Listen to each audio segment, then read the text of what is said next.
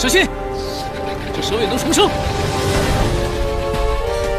典籍上说过，9条尾巴当中有1条是命门异尾，只要找到它就可以了。那条尾巴不会重生的。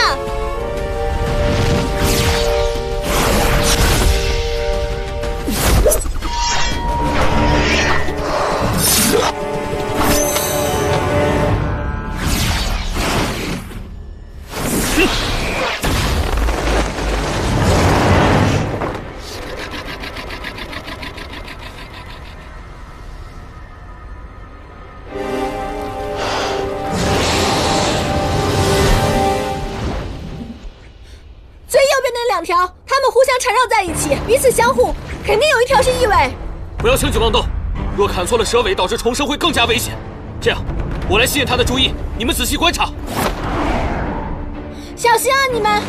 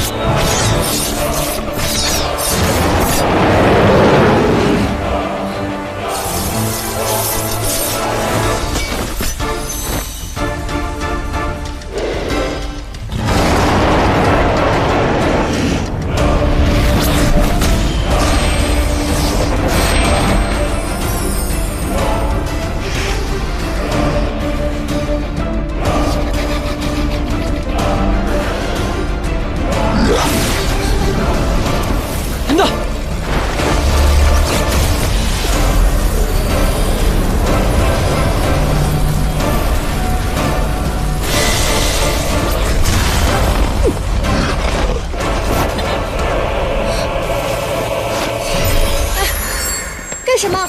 为什么要剜肉？我可以帮你疗伤的。蛇毒剧烈，唯有去除方可疗愈。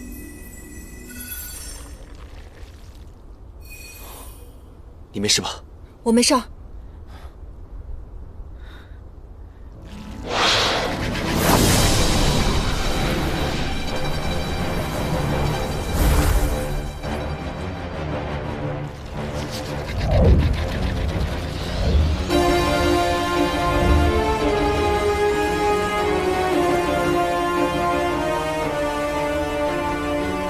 小心，有幻术！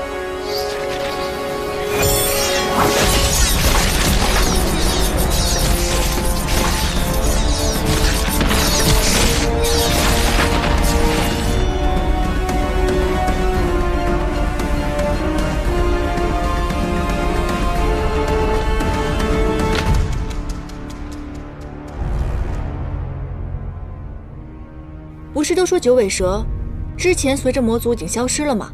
他怎么会又出现在这儿？定是之前我们有谁见过他，留下了恐怖的记忆，他才会出现在魔像里。哎，你们之前谁见过他？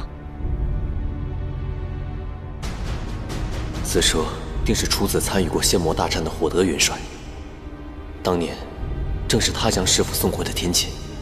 此蛇既与魔族有关，我倒想看看与魔族相关的消息能在茶楼里卖个什么好价格。你傻呀，这有什么赚头？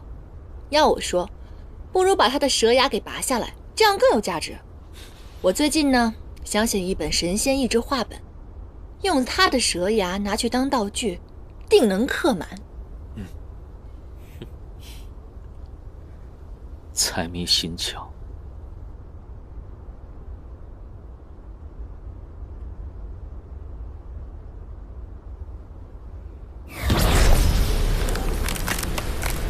蛇牙取到了，我们走。这是哪儿啊？未知之地，大家务必小心。啊，这好生诡异啊！这明明是一座寝殿，怎么这么多镜子？我知道了，这难道就是那老夫人说的寻回记忆之处？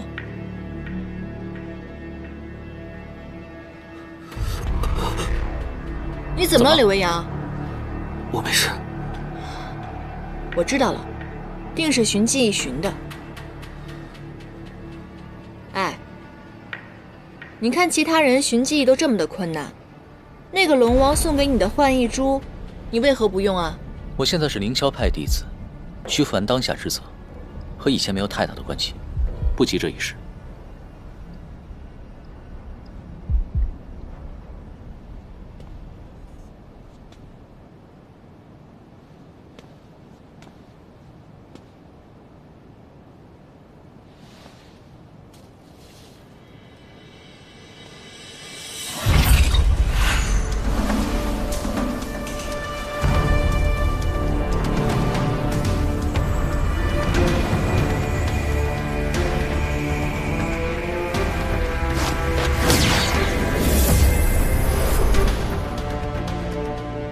那好像有什么东西。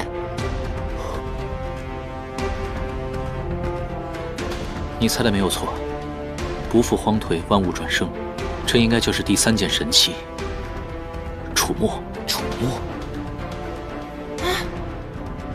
世间竟有如此宝物，如果被他人知道，岂不是要引得万人争抢？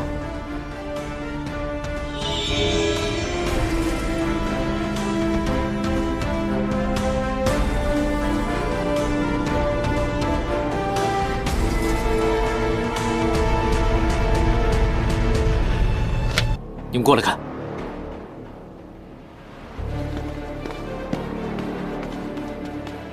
献我血肉，奉为神享，求赐通天之力，逆转乾坤本源。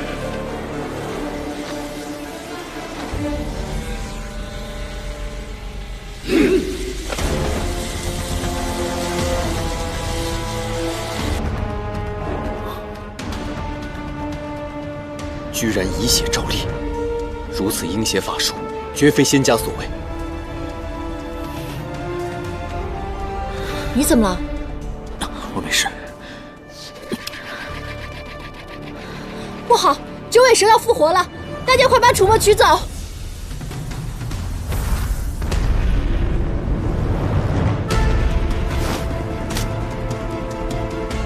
刘洋，绝非镜中画面。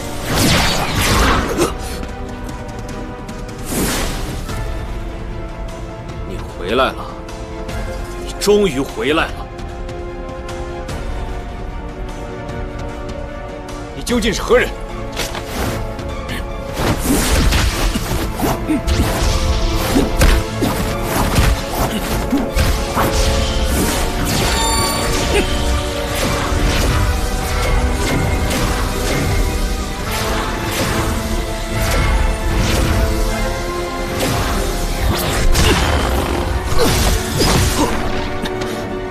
没事吧？我没事。哎，你怎么样？我也没事。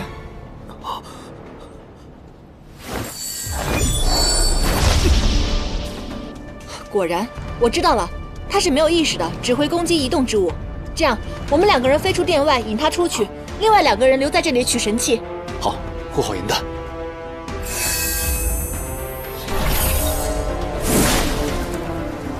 我驱散烟雾，你赶紧取神器。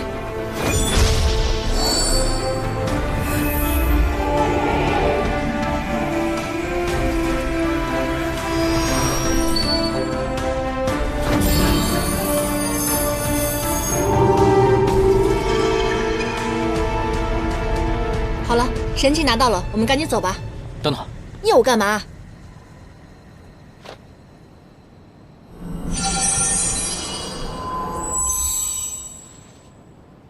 拿着，这是谢你救我一命。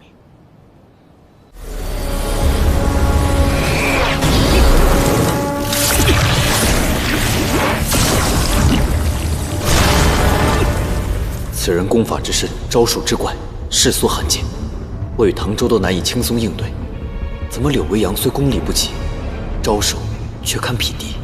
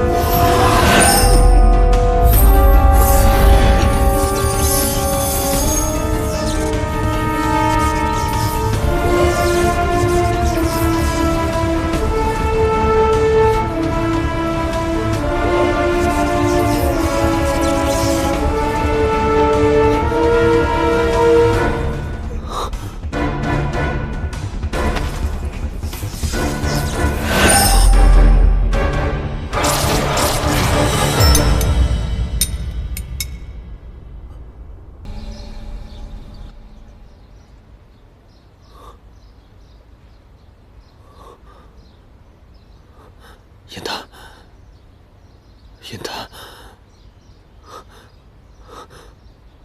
小心！公子，你可算是醒了。我怎么在这儿啊？我又为何回到此处啊？是扶霜把你们带回来的。他说你与公主在魔像中昏迷，只能一同带回尽欢房。我刚好被派来照料公子。哎，不必，你看我现在好着呢，你赶快去忙吧。啊，公子，没关系，云墨我自己可以。云墨，哎呀，你怎么样了？伤势如何？莲青，你来的正是时候。我现如今疼痛难忍，急需你的关照。主公，你放心吧，我们一定会把你照顾得好好的。我们？嗯。我忽然之间又觉得自己没事了，你看我都能坐起来。好多了。那我们就谈正事吧。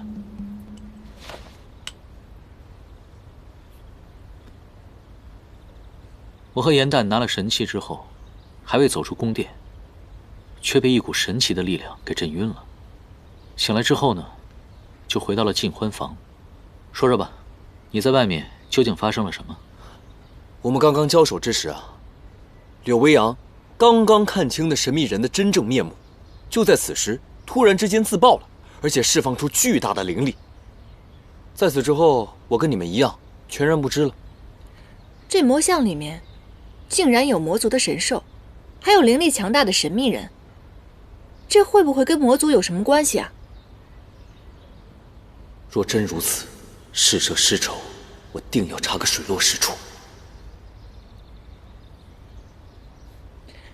咱们必定要好好查上一番，为我日后的神仙意志画本再添上新的一章。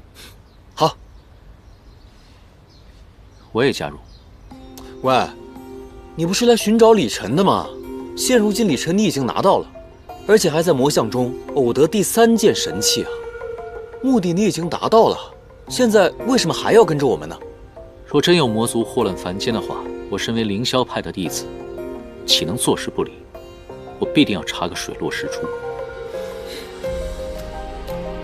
我觉得我们越来越像一个小队了，虽然各自的目的不同，但是殊途同归。在过程当中，我们行侠仗义。我日后一定要把这些故事写进我们的画本里，人妖齐心，守护苍生，必定会传为佳话的。有人看才怪。我看，那你就慢慢看。好了，别开玩笑了。而且，在魔像的法阵，并非像是天界所示。在宫殿中，神秘人对柳微阳说：“你回来了。”由此可见，他们一定是旧相识。他口口声声说进入魔像之后就会恢复记忆，现如今发生的种种事情，是敌是友，一探便知。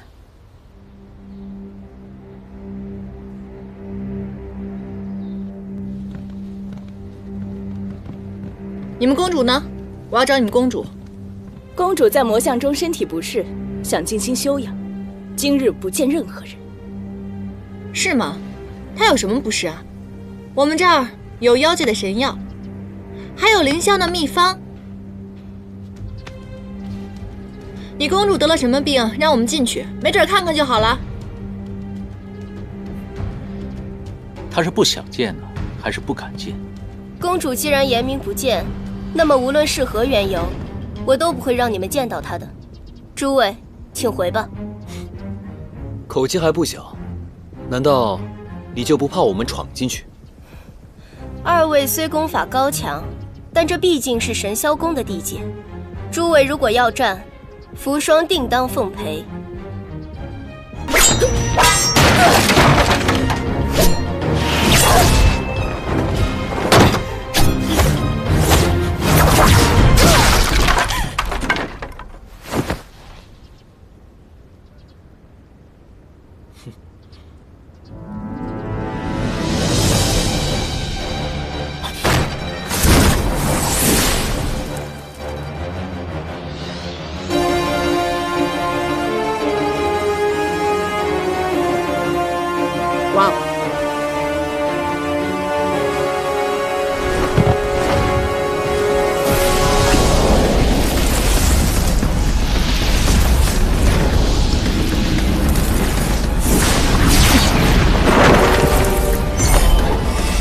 是九尾蛇的蛇牙，小心啊！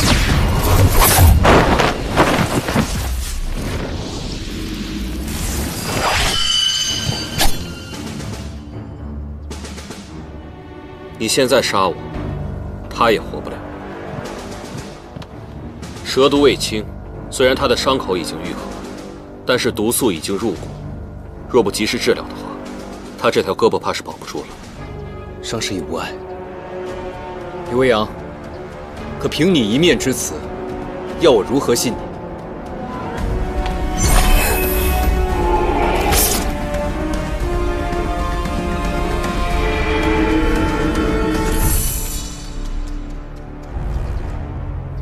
九尾蛇乃是3界中剧毒之物，被其击中，皮肉尽腐，骨中毒血，唯有其牙可以将其吸出。你为什么会对这些如此了解？你已经恢复了记忆，否则功法不可能会如此强悍。说，你到底是什么人？我混沌苟活数十年，如今陡然知道了一切。只有痛，没有快。现在我心乱如麻，能否容我独处些时日？你们与我有相助之恩，我一定会有所报答。你们想知道的一切，待我清理好前尘，一定会如实分说。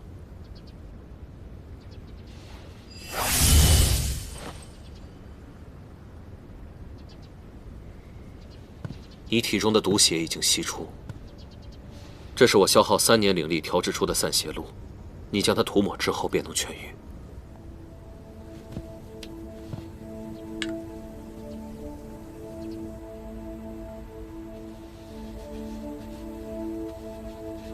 他方才所用的招式，与在魔像中神秘人的招式不尽相同，甚是可疑。不过，确实是我轻敌了。柳未央所言非虚，此路确实疗伤灵药，你的蛇都已经全都解了。可若他是敌非友的话，为什么要给你解药呢？可是不管他是敌是友，此人生性狡猾，在未知全貌之前，他所言断不可信。魔像寄生在珠翠山，统管此地的土地公应该会略知一二。入夜之后，我们前去探一探，或许会知道一些什么线索。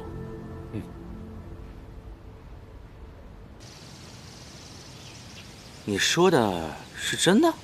啊，这可是我们山境众妖口口相传的说法。后来我又翻遍了藏书阁，找到了文册佐证，说这带尾的妖类遇到自己心仪的人事物心生欢喜之时，便会摇尾正心。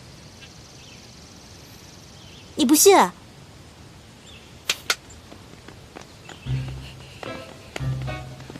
你说有吃的我才来的，吃的呢？呢？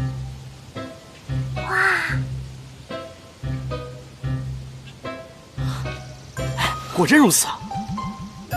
那这样的话，我就可以看出来琳琅是否对我有意。百灵，你这回帮了我大忙。这样，以后你们羽族的所有苦力活，我全包了。不过，他看紫妍看得这么紧，你是怎么把他拐出来的？今日不知怎的，自入夜以后就没有再见到琳琅了。我姐姐每60年就会躲起来一日，我已经习惯了。60年，天干地支轮变，60年一轮，阴极阳转之时。三尾雪狐生性属寒，女狐更是体阴。若遇到阴极满月之夜，便会神虚灵残，甚至化出部分原形。莫非就是今夜？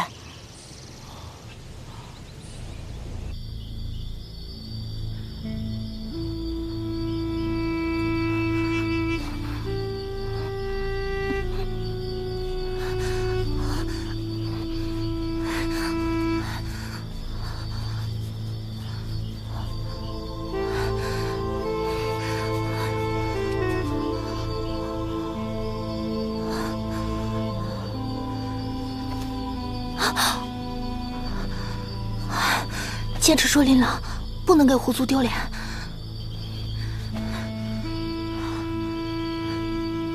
琳琅，啊，他怎么来了？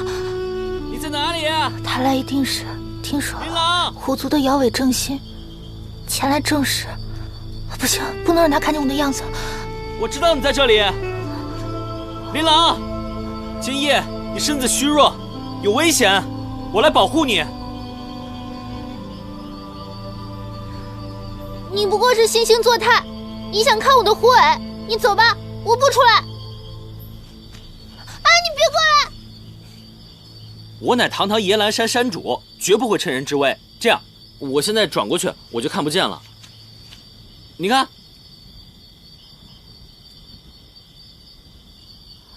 那你把眼睛闭上。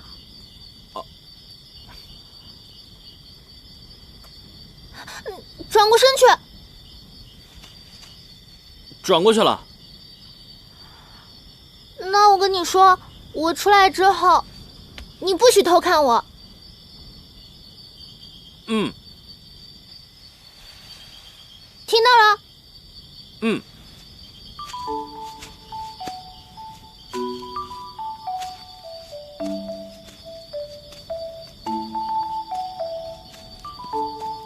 你是不是来看我狐尾的？当然不是了。你看，我是来给你送药的。我不知道你们狐族平时用什么药材，就去药医阁取了些来，里面呢有安神草、护灵根、滋补龟壳，还有聚气丹，这些药材定能助你安全度过今晚。我给你拿过去。哎，你别过来！我不转过来，不转过来。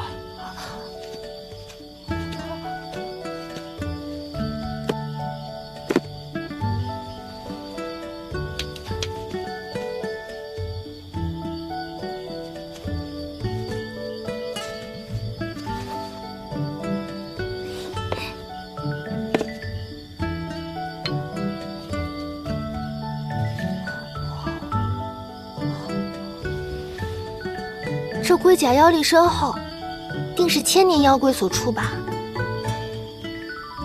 哎，我在妖界都没有听说过这个人，你怎么得到的？阁中取来的呗，搞不好啊是那妖医的私藏之物。你放心，只要今晚有我在。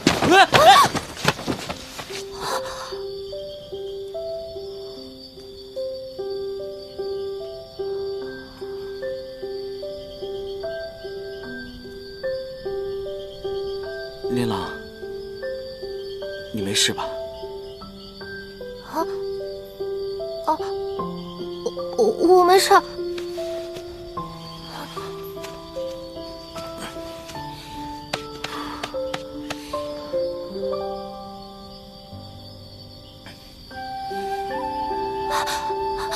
你看到了？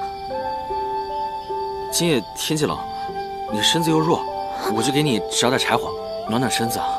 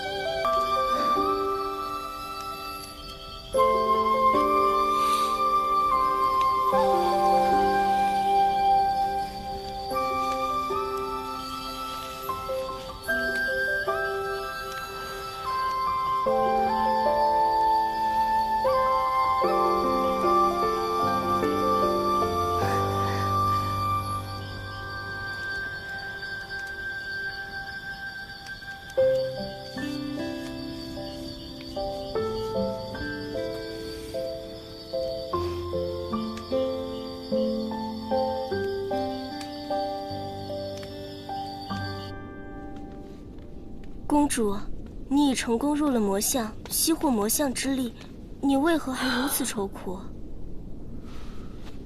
以前我以失意为苦，而如今结一苦，却更生千百愁思。心愿未圆，苦斗数，就让我放纵一回吧。看来柳微阳确实没有骗咱们，他确实性情欠佳。这道符只能够维持1炷香的时间，是走还是现身，可有决断？他说他心愿未圆，若我们能帮助他完成心愿，他是不是就能告诉我们发生什么事了？看他如此颓废，就算我们强行逼问，估计也不会向我们袒露心扉的。还是我们自行调查吧。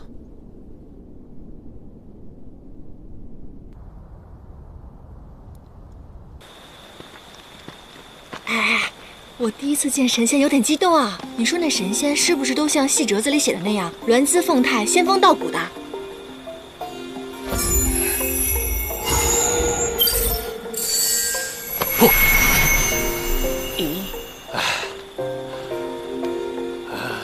何人请神呐？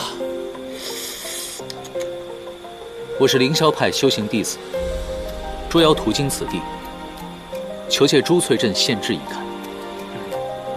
何有供奉？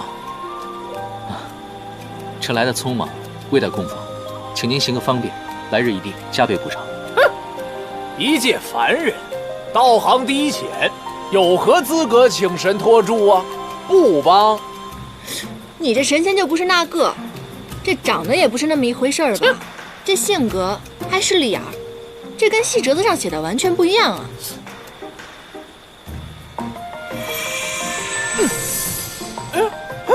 区区凡人敢戏弄本仙？区区地仙竟然如此傲慢，九重天上的上神也不会像你这般。好，一个凡人你不肯理他，那我是妖，你要如何呢？如果你不肯借我献制的话，信不信我把你胡子烧了？妖，本仙恪守先则，奉公守制，不惧你这妖类的迫害。哼，留得清白在人间，天界诛仙，一定要为小仙做主啊！别喊了！我是想说呢，刚才我们确实过于粗暴了，还望仙人您多多谅解。这样吧，我请您去体验一番凡间乐事，作为赔礼，您看如何？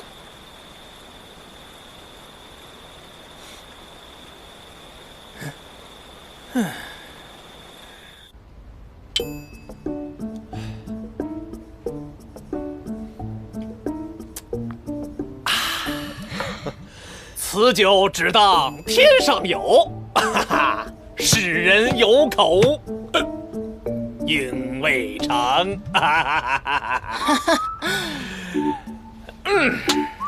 好诗啊，好诗！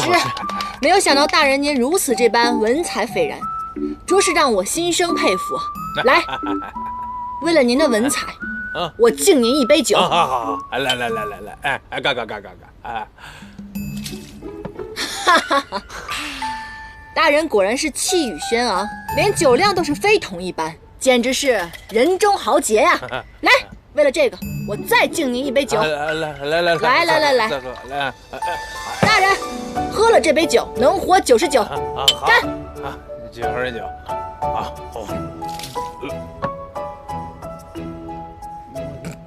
哇，好酒量啊，大人！我们再来一杯。大人，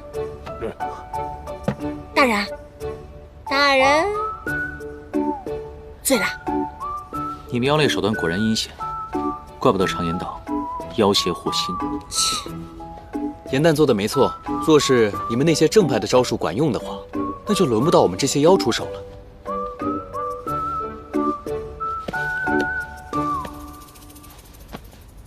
藏献制的法器找到了。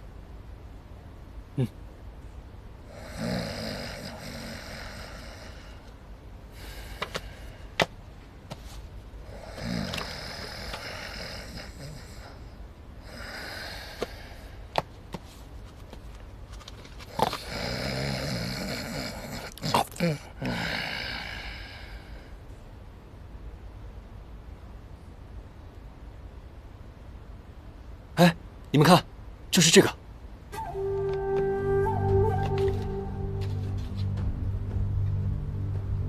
哇，原来朱翠山曾经是魔族的领土啊。我看这书上写着，邪神将魔族的力量源泉留在了朱翠山。那这个力量是不是就是魔像啊？那魔像当中法力高强的神秘人，说不定就是邪神。若魔像源自于魔族，那么柳维阳为何可以吸取魔像的力量？那魔像当中的神秘人法术高强，我们二人皆不是对手，可柳维阳却能与他过招。柳维阳从魔像出来之后，功力大涨，而且施出法术又与神秘人相同。若他是魔族人的话，那一切真相便可以解释了。可若柳维阳真的是魔族人的话，他为什么带我们走出魔像，又为何帮你治疗蛇毒呢？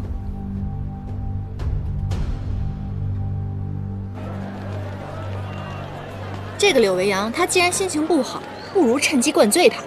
一个人去套他的话，另外一个人去他住所看看有没有什么线索。眼下他避而不见，必然是心有戒备。你如何管他？那就告诉他，有一种酒可圆他心愿，解他心结，让他自饮而醉。什么酒？世上有一种酒啊，名为如愿，是用莲花的根茎而制成。喝了之后，在梦中便会如自己所愿，见到自己想见的人和事情。这种酒我刚好会制。你从哪儿来的莲花根茎啊？你看，那日在沙漠中，你变出根茎救唐周，不慎断下一截，我就一直收着。没想到我的根茎还能酿酒呢，这法子谁教你的？一个心愿颇多，总愿意借酒圆梦的人。如果你想学，我可以教你啊。可以啊。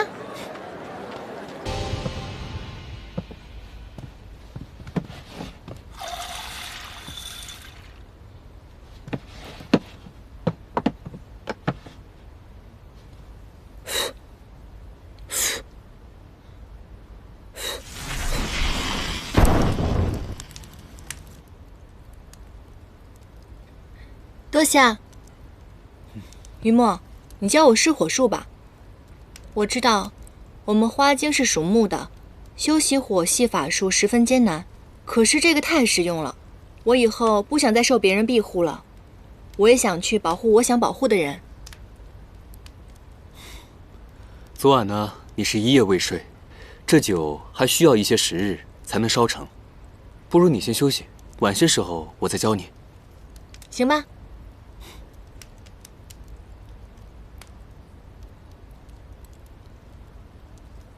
现如今，唐周已经寻得3件神器，只差1样神器便可圆满。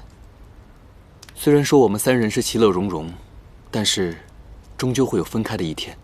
你已经在外面快活惯了，会不会不想回燕兰山了？外面再好，哪有不回家的道理？至于那个小人，不提他了。于墨，水火明明是相克的。可是你们九旗可以同时掌握这2种，你在画出人身之前，修行是不是非常艰难的？九旗一族的术法呢，分为7重，前6重皆是水术，需要在最深最冷的水中修炼，而最后1重，则为炎火之术，需要割舍下之前的认知，以炎克寒，自毁修行，方能修炼成火灵。没想到你们上古彝族修出个人身这么难，好复杂。虽然非常的艰难，但是唯有历经此难，才会懂得取舍，习得涅槃之火，保护心爱之人。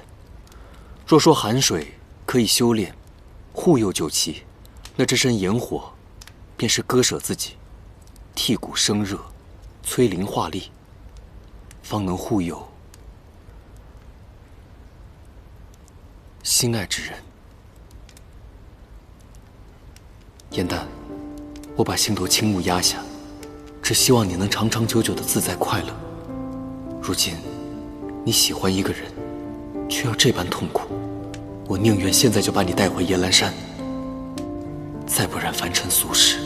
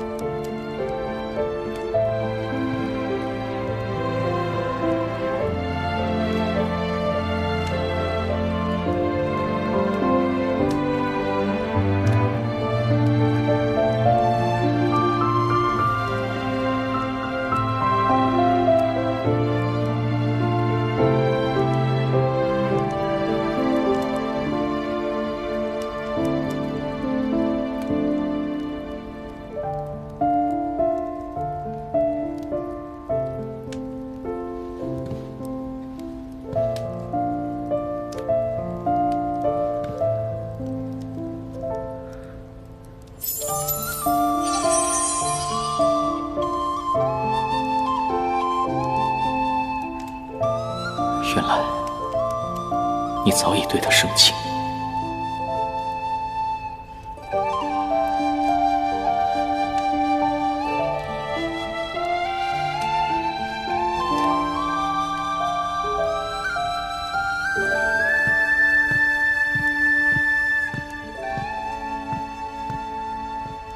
酒已酿好，你是送他还是送酒？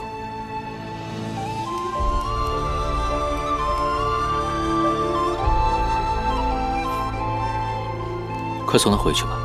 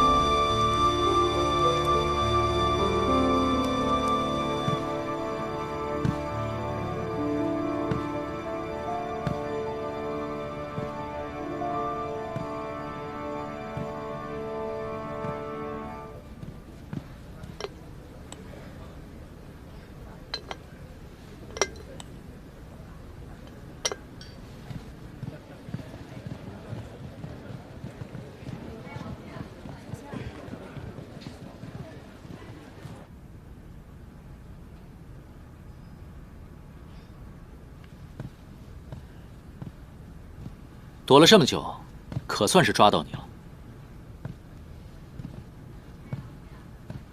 我过来并非为了与你打斗，这是如愿酒。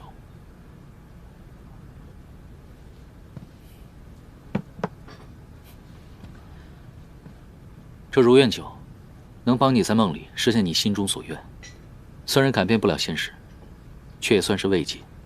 等你心情平复好了之后，我再过来与你探讨魔相之事。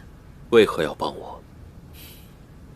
魔相疑团未解，若生祸端，难保苍生太平。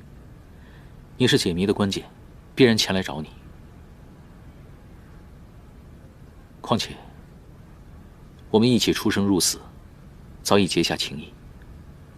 开解有人，不需要理由。你很像我的一位故人，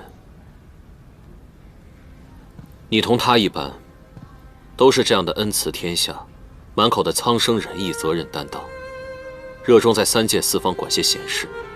但是你同那时的他相比，多了些人情味儿。今日我也想来管管你的闲事。你同我一样，都是失意之人，想不想知道之前的事情？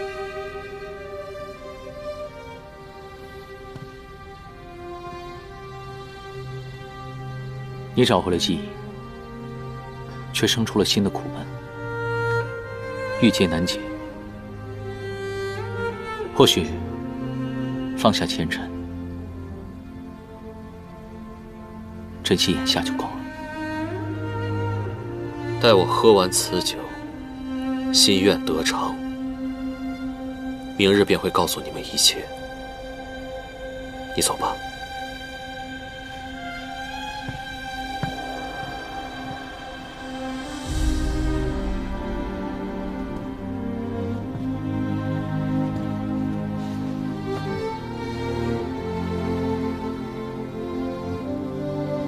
赤子，若不知道前尘，怎知道眼下该珍惜什么？我有我该偿的债，你也有你应结的缘，应愿去。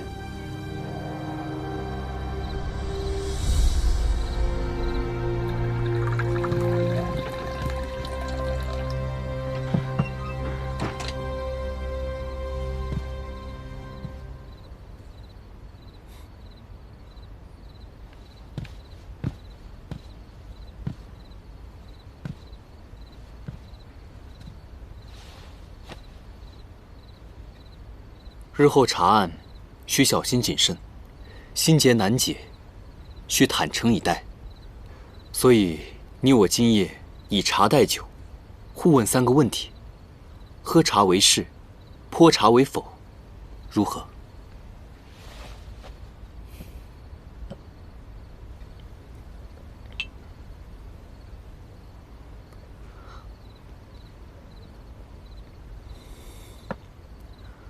第一个问题，你给严旦设下不离所，并非为了管教妖类，而是存有私心，对吗？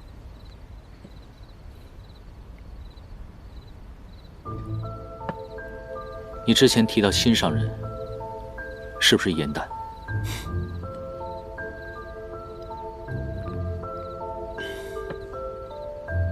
第二个问题，你迟迟不愿意服下幻翼珠，不愿意恢复记忆，是否也同严旦有关？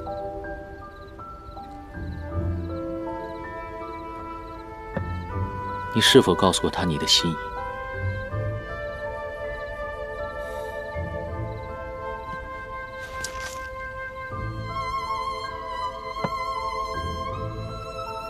第3个问题，你若集齐4大神器，是否会与他断绝瓜葛，安稳送他离开？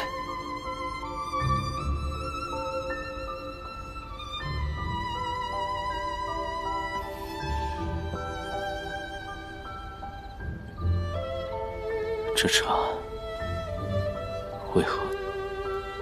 为何像酒一样？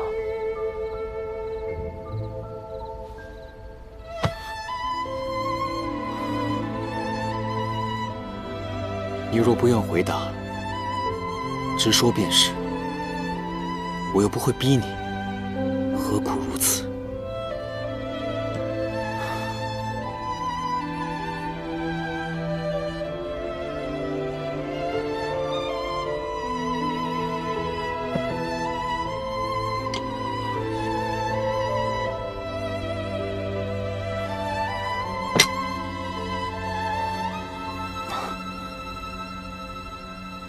这茶，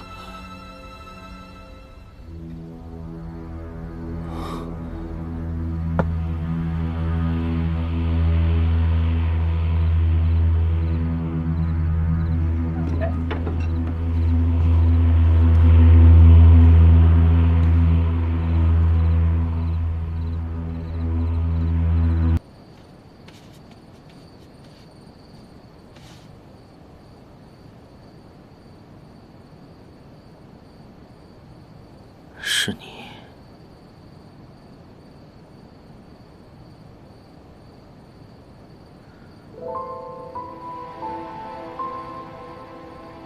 已经送我的东西，为何要拿走？那你呢？你是不是有一天也要离开我？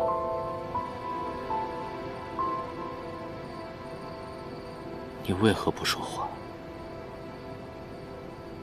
莫非这又是梦境？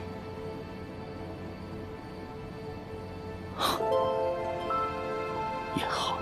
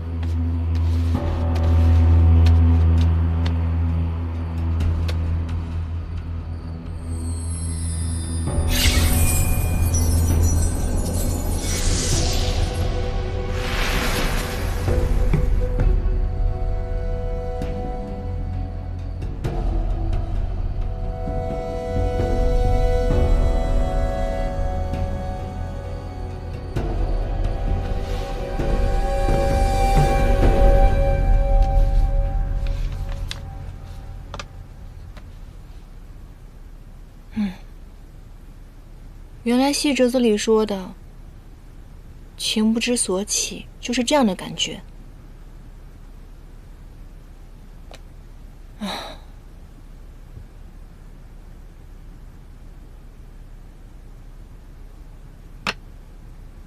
严丹，你冷静一下，到底在想什么呀？你是一只妖，人家是捉妖师，你们两个本来就没有任何可能。况且人家心中已经有一个梦中人了，论刻骨铭心的程度，你也比不上人家。无论是过去、现在，还是等他到天上以后，你们俩早晚都会分开的。你冷静一下，清醒起来好不好？这可能就是将臣说的体悟吧。总之，你不能像那些女孩子一样为爱犯傻犯痴。记住现在的感觉，有了这份体验，你一定能够写出更好、更感人的折子戏。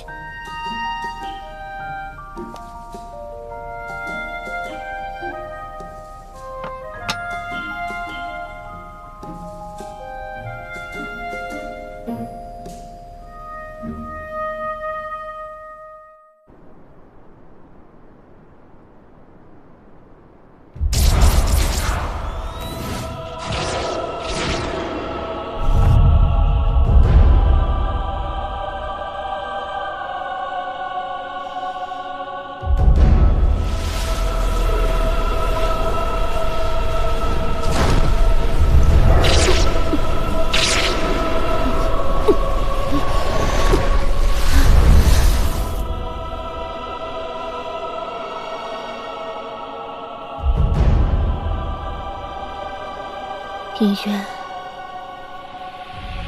从前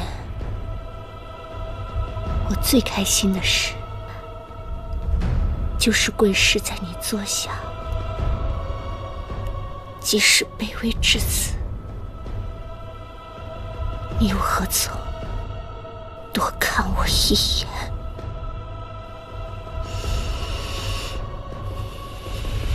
从今往后，绝不再对你卑躬屈膝。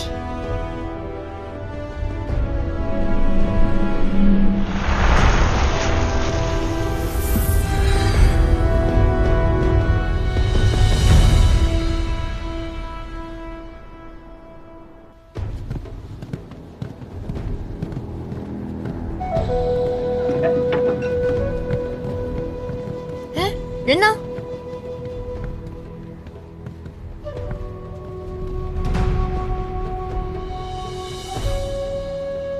他没有喝入院酒，昨夜之人是他所化。你说这柳文阳真够奇怪的，他既然有未完成的心愿感到痛苦，为什么有了如愿酒又不喝呢？我们不该信他，他定是隐藏了部分真相，而且他只想利用我们拿到楚墨。他的那番话是故意说给我们听的。他怕是和魔族真的脱不了干系。哎呀，没想到小仙有生之年还能见到昭圣帝君的神器。我们3个呢，乃是天界的上仙，此次微服出巡，你快把仙旨拿出来，莫再推3阻4了。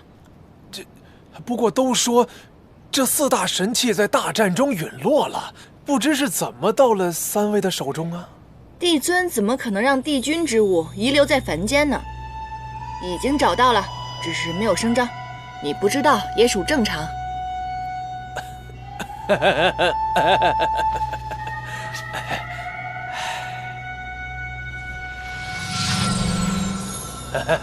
之前是小仙有眼无珠，这个限制就在其中，3位尽情翻阅。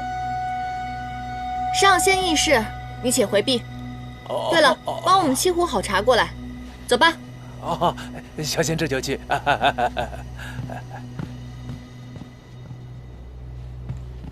哎，怎么样？是不是演得很厉害？看看。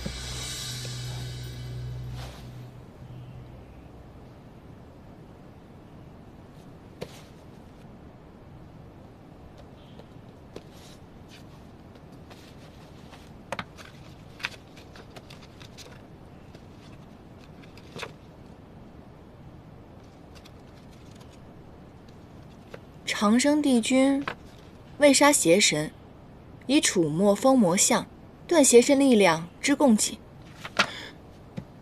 这个柳维阳既然可以从魔像当中吸取万魔之力，为何还要偷楚墨？之前我听救我的那个小仙说过，楚墨可是万物生，在邪神殿里，大家也确实能看得到，他能使枯木复苏。柳维阳一定是想利用楚墨来换回邪神，甚至换回在仙魔大战之中战死的所有魔族。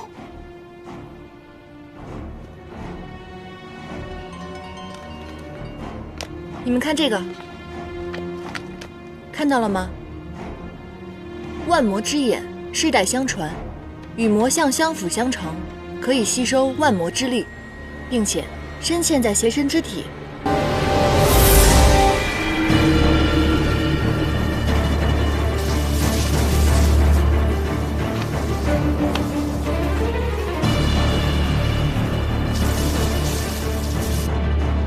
这确实是柳维阳胸前的印记。你看，没错，他就是邪神。3位上仙，请用茶。哎，土地公，正好我问你个问题，这个邪神怎么只有半张脸？你有没有他全貌的画像啊？没有。这邪神战败之前呐，伪装的是淡泊寡欲、滴水不漏，见过其模样的人极少，所以只有这一幅半遮半掩的画像。不必再问了，他定是不想再牵扯到前尘往事。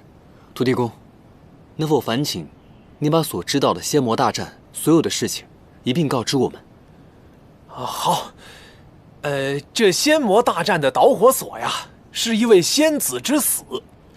他叫陶子气，谓之上仙呐。他是天界的使者，频繁来往于仙魔2界，因此也便就认识了邪神。哎呀，这魔族向来狡诈呀。这邪神让陶子气爱上了他，不停地诓骗于他，让他以为魔族从无反心呐。哦，仙魔相恋，还有此等精彩的画本，继续讲，后来怎么了？这哪里是什么相恋啊，这分明就是一场骗局啊！这邪神待到时机成熟，便对外宣称说陶子气要刺杀自己，是仙界率先破坏了6界和平的诺言，这才进行反击，这便是仙魔大战的开始。那这个陶子气到底有没有刺杀他？这不过是邪神的一家之言，一个谋逆的借口罢了。但他杀陶子气的场面，可是万魔亲见呐。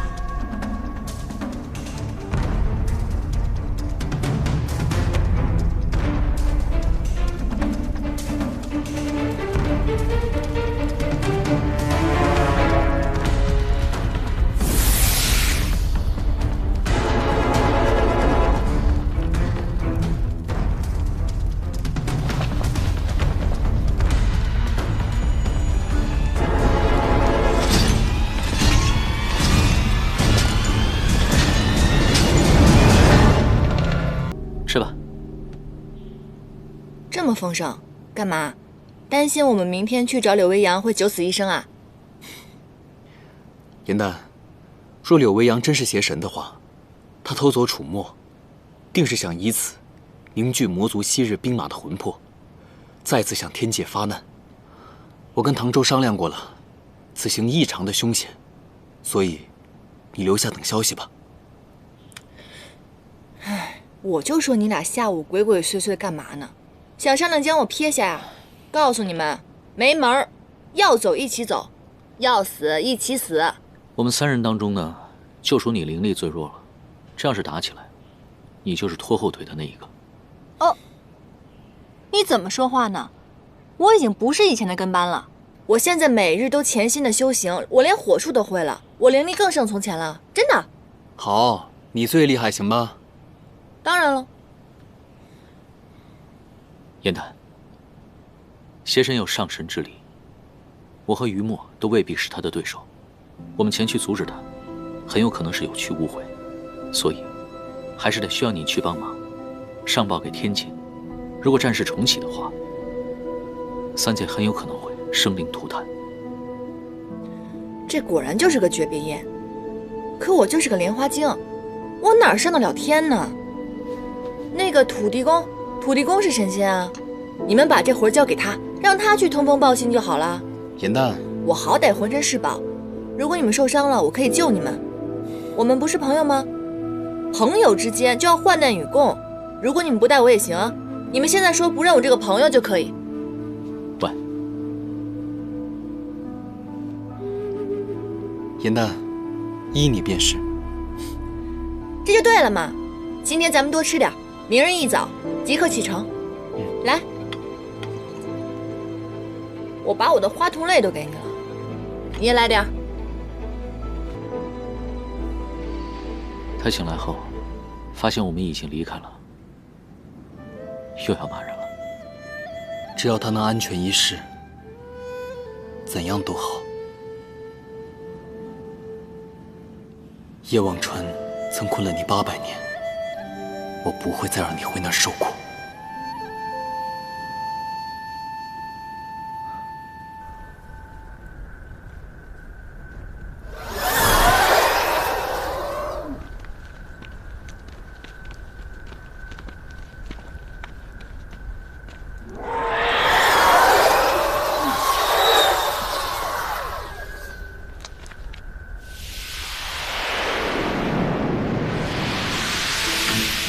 颜淡，你也太胡闹了！我就知道你们2个会狼狈为奸丢下我，我可聪明着呢，想丢下我没那么容易。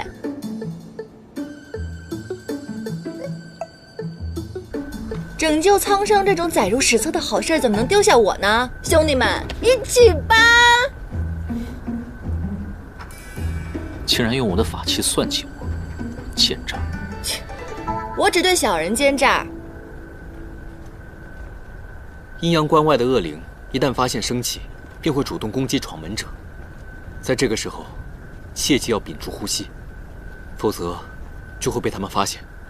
于墨，你放心吧，咱们2个都不是凡人，那些恶灵是不会攻击我们的。反倒是你，唐周，你这个旱鸭子，你小心点吧你。谁是旱鸭子？你。我。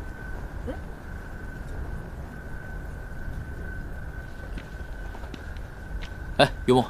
进去的时候，我直接收服了恶灵。不可，这些恶灵虽然阻挡了我们，但是也阻挡了想要逃出叶忘川的妖邪们，所以不可尽数除去。哎，你们听到没有啊？听到了。小心！哎，别呼吸，别住啊！别动，别住了。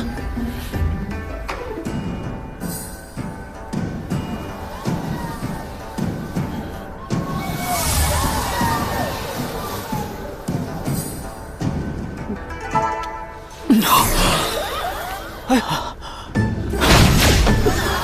你是不是找死啊？我告诉让你别呼吸了，别住啊！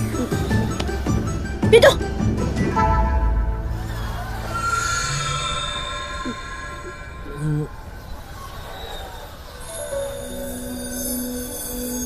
法环在手，约束于心，从此断情绝案，了却红尘。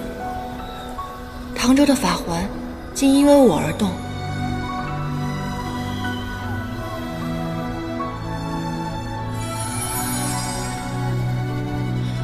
雨墨，快点来帮我们呀！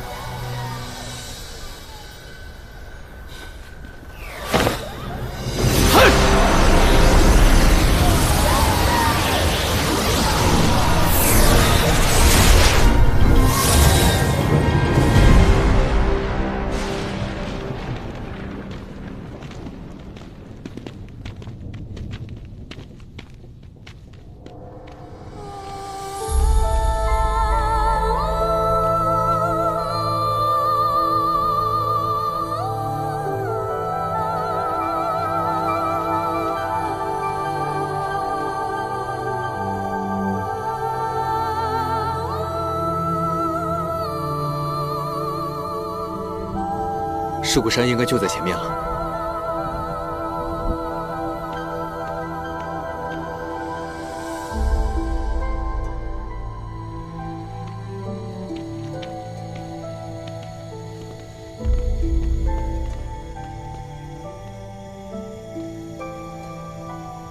哇，之前土地公说过，曾经有一位帝君为了救一位仙子，劈山而过，这山重新聚合以后，便留下了一道寸灰不染的裂痕。我估计就是这个了吧。都说天上的神仙不能动情念，没想到这位帝君却做了如此浪漫之举。也不知道他们之间有着怎样荡气回肠的故事啊。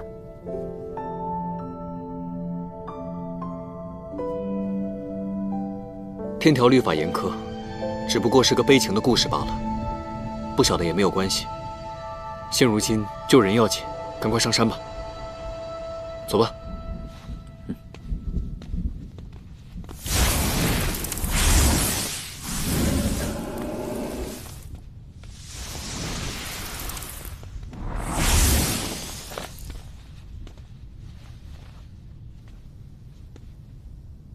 我已在此等候多时，你们果然没有让我失望，来得如此之快。既然你们来到此处，想必已经猜出了我的身份。你真的是邪神玄香吗？我多希望自己不是。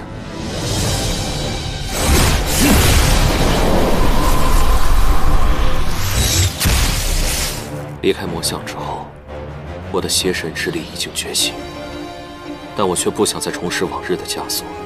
有的人生而为仙，而有的人则生而为魔。族人敬我为魔族首领，但从未有人问过我是否愿意。那你为何要盗走楚魔？我盗他来此，并非想复活千军万马，重振魔族，只是为了召回一个女子的魂魄。难道是陶子气？你杀了他的性命，又想复活他，难道你想以他的性命来要挟天界不成？我怎么可能杀他？他是唯一一个不把我当作邪神，而只是把我当作玄香的人。魔界的人看见你亲手杀了他，你不用再说谎了。那是硕华用傀儡术假扮我所为。傀儡术？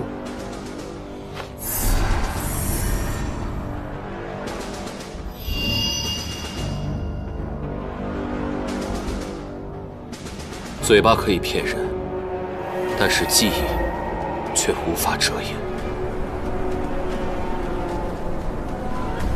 我因家族传习登上此位，又因生性淡薄无心征战，而逐渐被族中长老加工。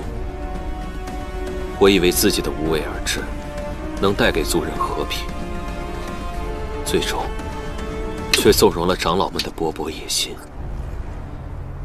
魔族一度陷入混战，长老们各自为政。你们在做什么？穷兵黩武。数月后，我等到的是魔族大败的消息。长生帝君以楚墨镇压魔像，魔界的大部分疆土都被夷为平地。我一心寻找子期，九死一生之后被族人救出，在我失去记忆之前，却得知子期在阵前被击击，他至死都不知道杀他的人不是我。他死前一定是彻骨的伤心，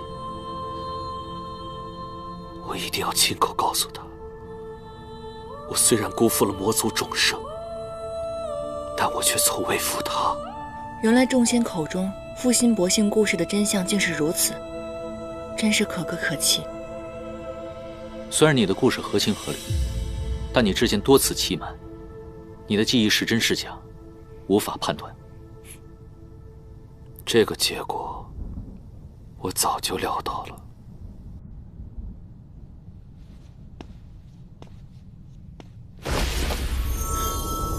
你这是干什么？以楚墨复活生灵，单凭一人之力无法做到，所以我早就设下了同生共死的法阵。刚刚你们读取我记忆之时，法阵已经开启。助我，我们一同离开；阻我，我们同归于尽。你疯了吧你！枉我选择相信你这版故事。我真的只是想救回我的心爱之人，用此卑鄙手段，实属无奈。我倒是觉得，可以再信他一次。他若说的是假话，助力之人即刻停手，他便什么也得不到。如果他说的是真的，可以成全他的一片痴情，魔族也会就此沉沦不复，永失其主。行吧，那我双手赞成。仙族死亡时，若仙灵并未散尽，便可用楚墨重聚魂魄，重塑肉身，开启重生之阵。需结阵之人献出一魂一魄，灵祭楚墨。除此之外，还需要2位法术高超之人，以灵力相助，暂缓结阵之人失魂落魄之缺。不行啊，我在书上曾经看过，3魂7魄乃是真身本源，若是强行断舍的话，宛如剔骨剜肉般痛苦。若是灵力不稳，性命都会没有了。若我复活之人不是陶子期，你们随时可以打断我。到时候我失去魂魄，要杀要剐，我任凭你们处置。好，我们可以去试一试。但若你说谎的话，我会立马毁了这个尸骨山。所以你最好不要骗人，否则我言出必践。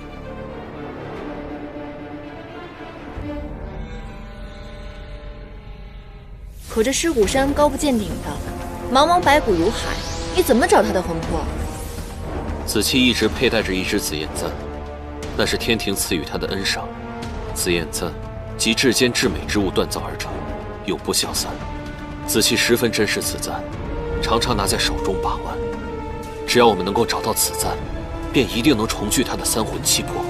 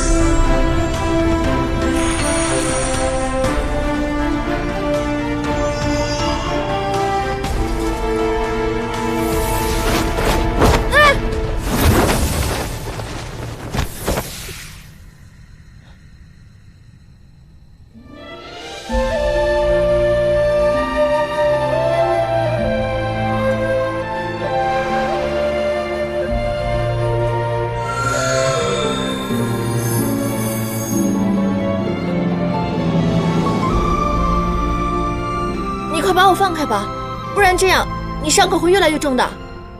无妨。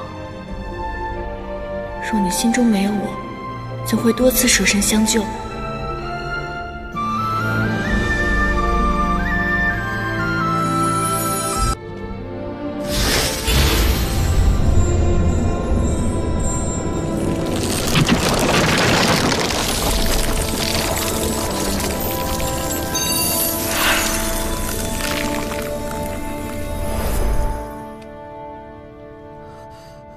找到了。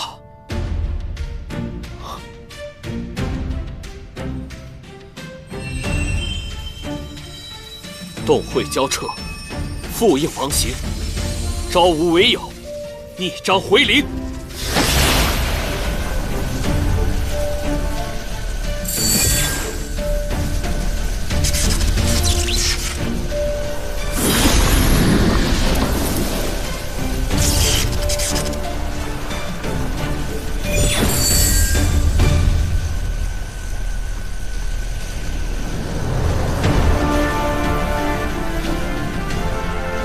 没事吧？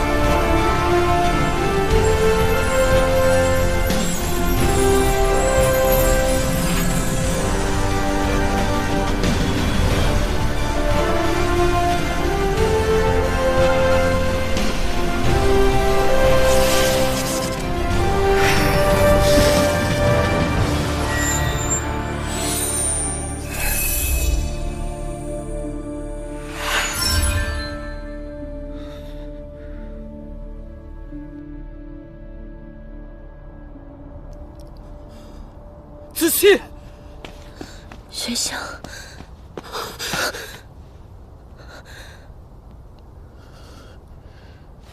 学香，子期，我不是已经死了吗？怎么会在这儿啊？千年前，在阵前杀你的不是我。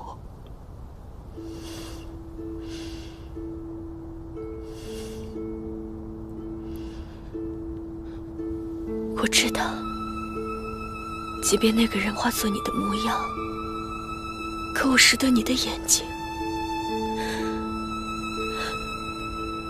我知道那个人不是你。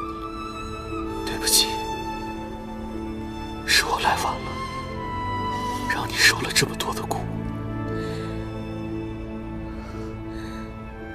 邪魔大战可还在继续？你又是如何复活我的？这是哪儿啊？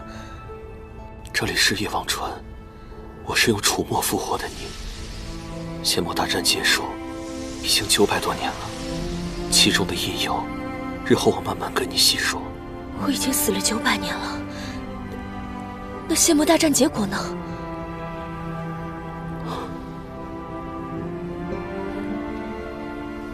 你放心吧，最后仙界获胜了。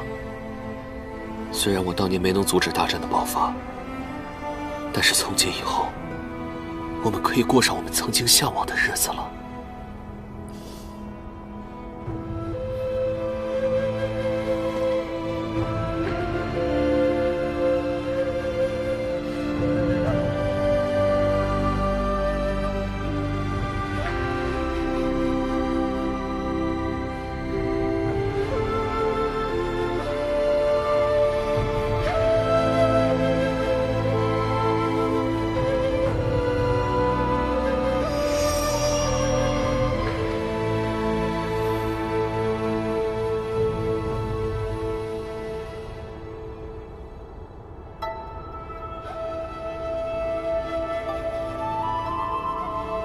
就算唐州有一位梦中人又如何？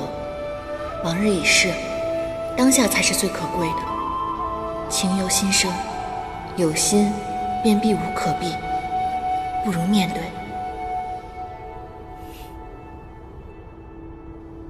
啊，对了，子期，多亏了他们3位，我才能将你复活。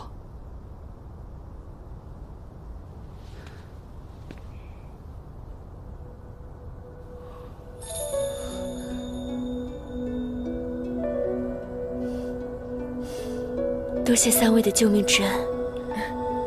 不必客气，都是柳微阳的执着，才换回了你。虽说历经磨难，好在终成眷属，恭喜你们。恭系啊，桃姐姐，我可以这样称呼你吧？我叫严淡。你们的故事比我看过的任何画本都要感动，我可不可以将你们的故事写进我的画本里啊？若是有一日能够演出的话，一定非常的精彩，名扬四海。哦，当然了，贵宾席我一定会给你们2位留的，到时候一定要记得来看啊。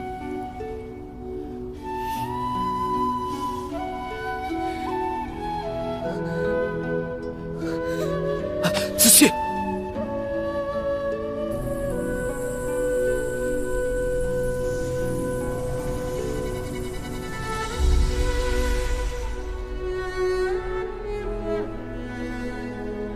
子期虽然恢复了人身，但是魂魄困在尸骨山太久，阴气过重。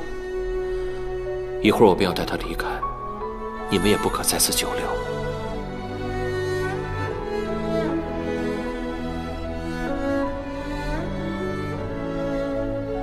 桃姐姐脸上长了我也长过的青斑，或许我失去记忆前也来过这儿。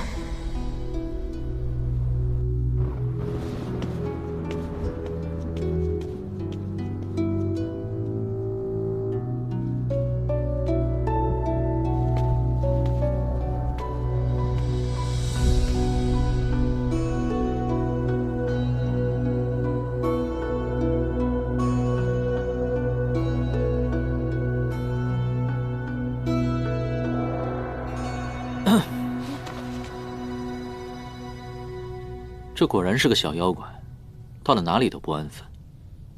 你不也一样吗？大半夜的来这儿，能安什么好心啊？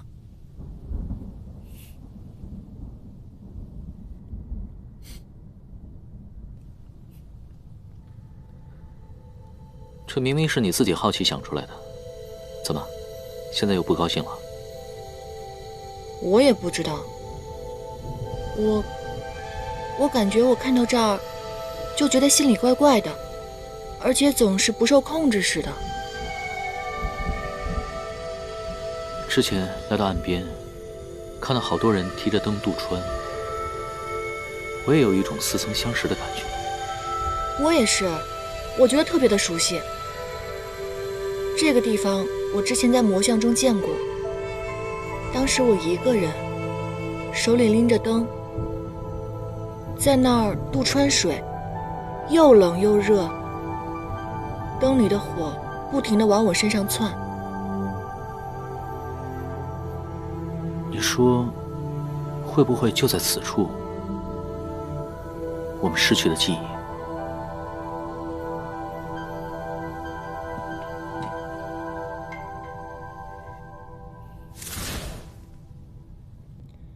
这果然有玄机。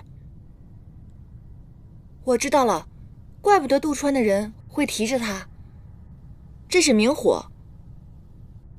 谁被这么一烧，哪敢不忘记过去的事情呢？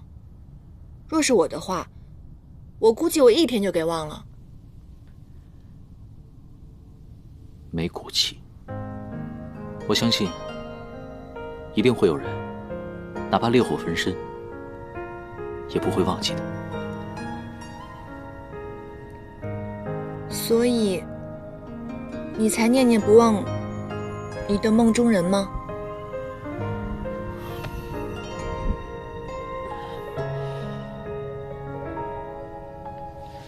我看你要不然拿着这个灯去川中走一走，没准儿不仅能够想起之前的梦中人，还能够知道你是如何辜负人家的。你就那么想让我记起过去啊？你是不敢面对过去，还是不愿面对过去？难不成你以前真的有辜负过一个女子？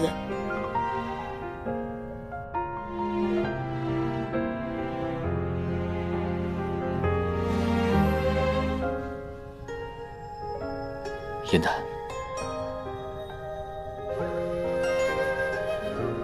你也是没有回忆的人。若你不在乎过去，我也不在乎。都怪时光风逝，红尘沙砾吹向你，相自涌入潮汐，平平万顷。你是凌霄派未来的掌门，而我不过是一个顽劣的莲花精，干嘛总对我这么好？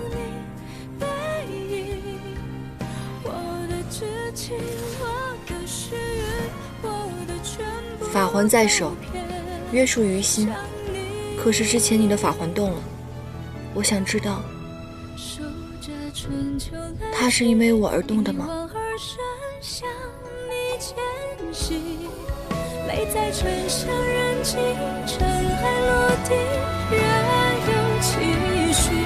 听闻酿成佳句，两人美景总相依。风凉半醒，一生一地，不放肆与大梦不息。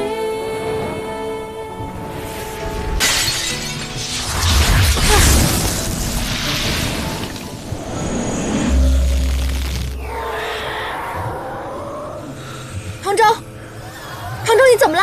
你别过来，快走！我不走，你没事。快走！我要控制不住我自己了，快走！我来帮你动气。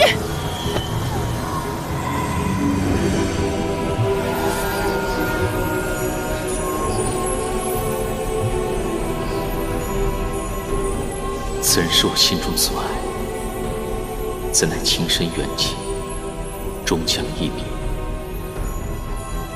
唯愿他前尘散尽，生生世世自由快活。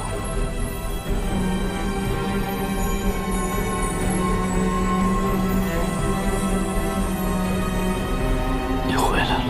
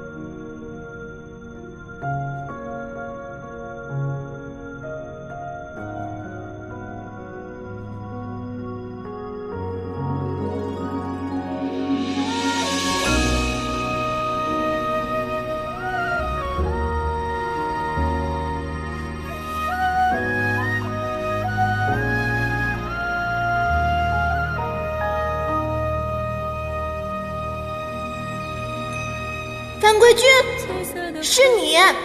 本君先好，清离应渊帝君，欢颜如莲，悲苦如己，浓尽碧枯，淡遮履身。妹妹，颜淡。这是不离镯，我在上面施了不离锁，只要你靠近我15步之内，就会像刚才那样飞走。我问你，如果有一天我动了情，可是我没有伤害任何人，没有做错任何事情，你会杀了我吗？我会杀了你。聪明如你，下棋若是死局，那便要抽身离去，否则伤人伤己。无论是在延续天宫，还是在地崖的茅草屋中，无论何时、何地、何情，你有没有过片刻的动心？我已心绪苍生，再也容不下旁人。这世间的种种痛楚，我都尝试过，剜心、违心，了无桥下死神之痛。烟火灼灼焚心之苦，皆不若一次心死。我定要相忘，绝不回头。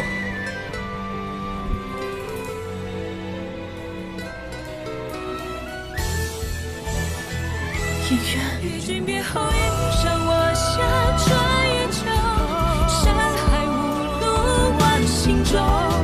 欲别还休，几时都不够。轻看微袖，烟火岸上有白首。严丹，方才是我神志不清，对不起啊，你不要过来，不要过来。再开人厮守。严丹啊，严丹，你真没用。无论是天界凡间，你竟都爱上了他。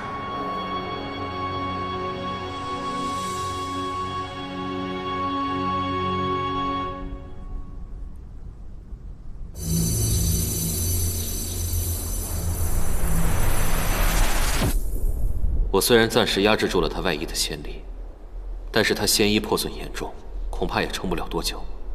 为今之计，只有找到第4件神器，或许才能有所好转。可是3界茫茫，我们去哪儿找？我可以救他。邪神之力都无法修复，你要拿什么去救？如果不是我拉着他去川上划船，他也不至于会如此。我自己惹的事情，我自己负责。放心吧，我浑身上下都是药，我一定能有办法的。况且，这凌霄派未来掌门人的人情，我要定了。我们2个在外面守着，有什么事情你随时唤我。不要再婆婆妈妈的了，你有这个时间，不如去给我做个宵夜。等我大功告成了，我们一起吃。走吧。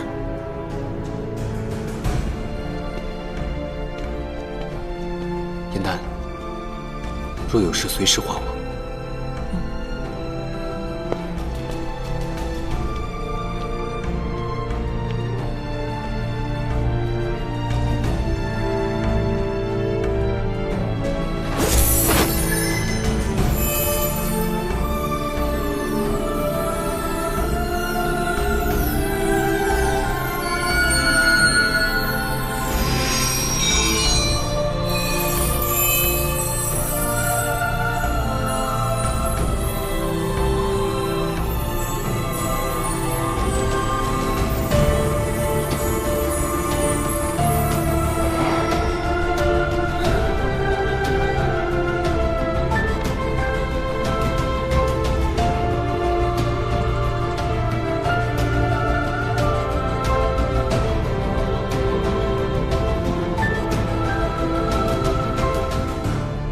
为何到最后，终究是我想起来你，而你却忘记了这一切？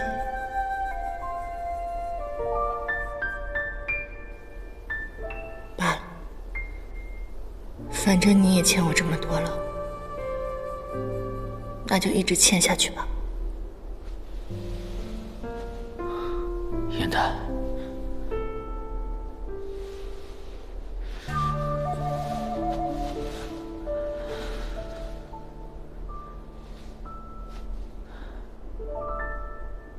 你为了救我，做了什么？没什么，不过是几片花瓣而已。你既然醒了，好好休息，我先走了。圣德呢？方才你打斗，可有受伤？楚墨不愧是一个很好的神器，我用它已经除掉圣德了，他已经死了。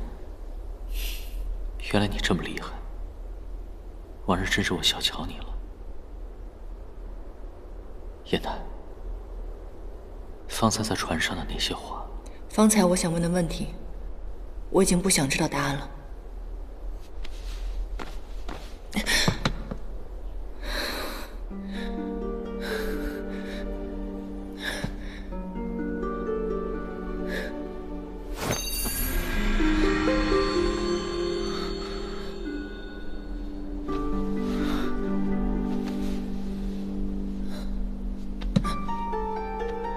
燕丹，你给了我你的心头血，你疯了吗？你知不知道这样有多危险？那怎么办？难道眼睁睁看你去死吗？你明明什么都给不了我，你为什么总要纠缠我？你为什么总要出现在我面前？你怎么只有半颗心？另一半去哪儿了？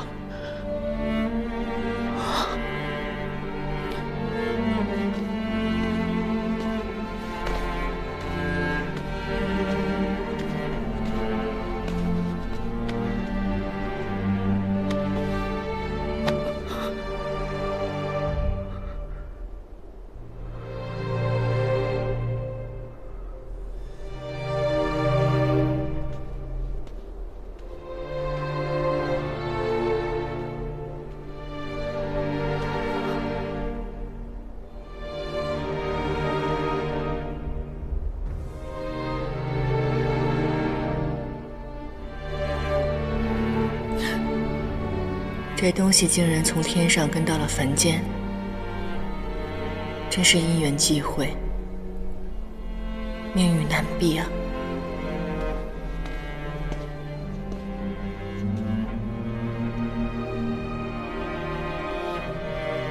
林青，我特意给你做了宵夜，趁热吃了吧。不用了，于墨，我方才救唐周的时候有点太累了，我想早点睡了。你刚才出来的时候，我看到了，你已经面无血色了。你到底是怎么救人的？如果你身体上有什么不舒服，你跟我说，我帮你想办法好吗？真的没事儿，我只是薅了几片我的花瓣而已，我睡一觉就没事了。等唐周好了以后，我得好好使唤他，让他还我点灵力才是。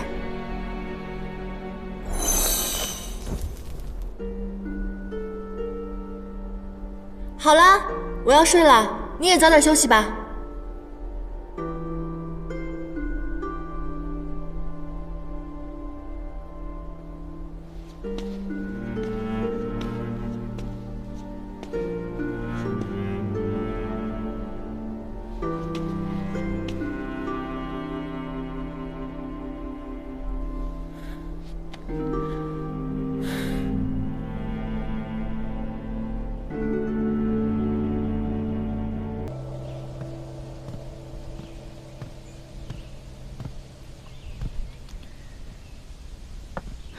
本以为陶姑娘离开你会心情不佳，没想到你倒挺想得开啊。离她伤好离开还有段日子，你放心，我一定会想尽办法把她留下的。哎，对了，我教你的仙法可学会了？以西书，三大神器已嵌入我体内，猎魂之症亦好转了许多。神器嵌体，以后哪怕是我也没办法偷走了，除非是你爱上了哪个姑娘，自个儿掏出来送人。不过那也算是装没事了。唐昭，若不是你拿到楚墨，我也不会与子期重逢。我们是朋友，有什么话但说无妨。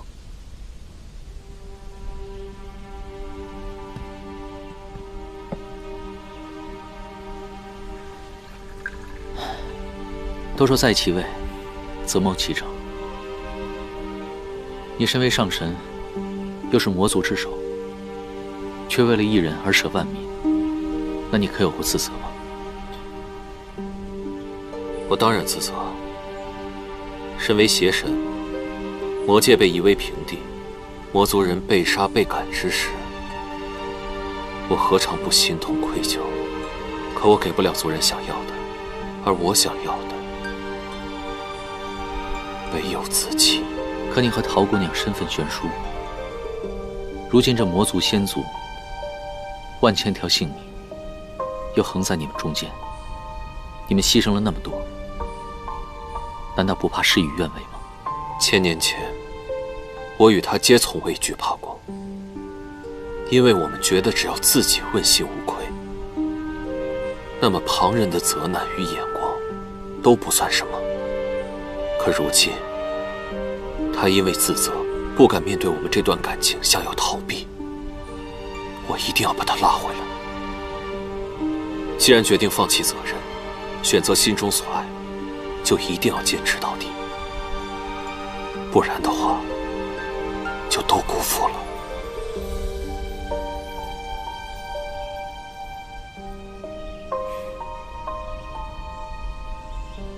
唐周，若是现在严旦有性命之忧，你愿舍身相救吗？我会。你看，你连命都可以不要，那么喜欢你这3个字，就这么难说出口吗？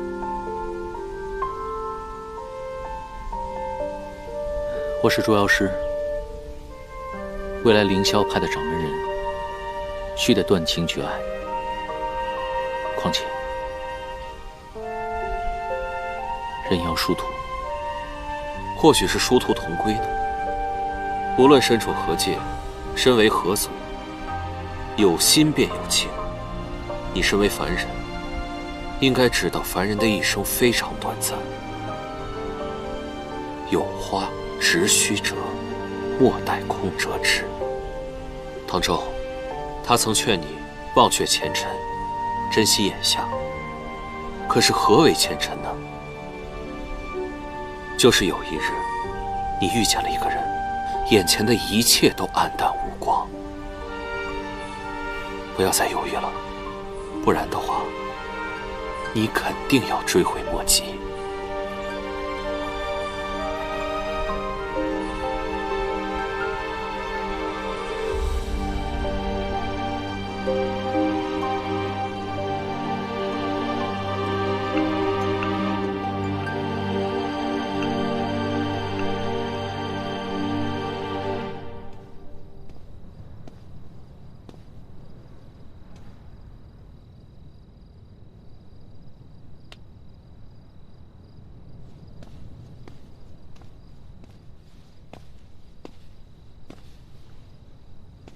你在等我？嗯。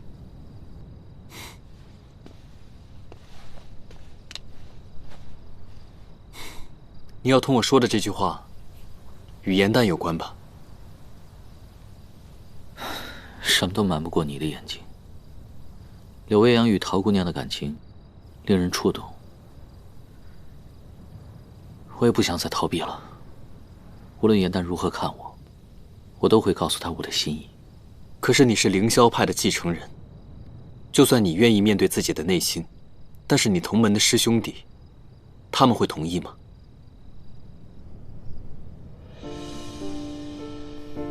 我知道，你也喜欢严旦，你们相处得更久。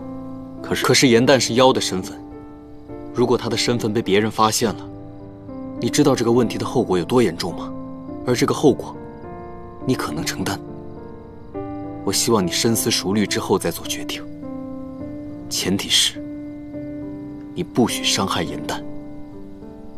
你放心，师门恩怨，我定会妥善处理。我绝对不会让严旦受到一点点的伤害。在你历难结束之后，你要返回天界做你的上仙，而严旦怎么办？无论我是什么样的身份，我都会保护好的。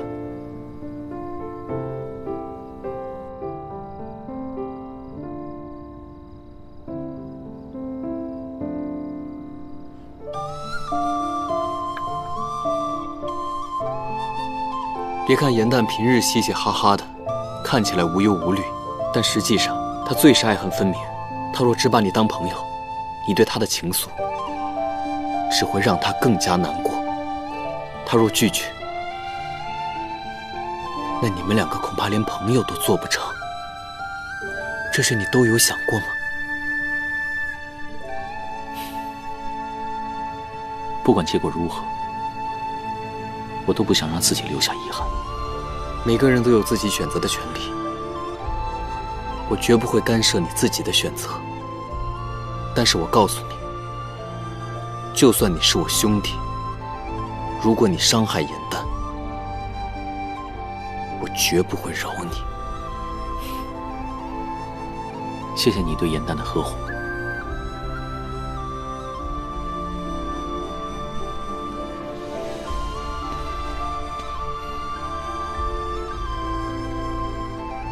玉梦，你放心，我不会让严旦因唐州受一点点伤害。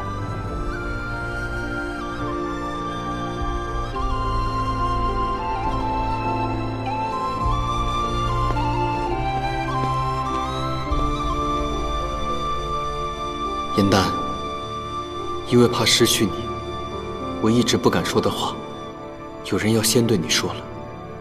其实，我也是自私的。我想凭此看一看，我在你心中，真的只是主公和靠山吗？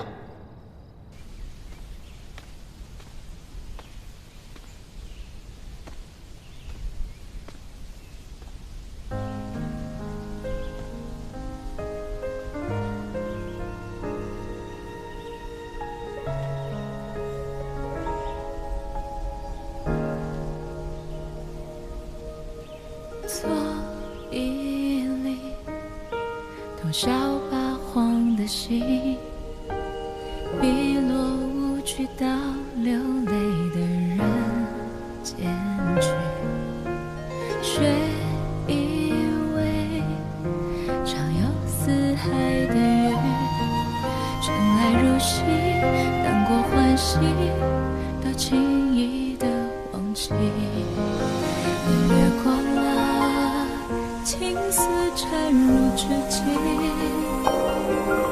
还沉迷于一瞬间花开的时期，偶尔兴起也泛愁绪。颜淡，我决定不做凌霄派的掌门人了。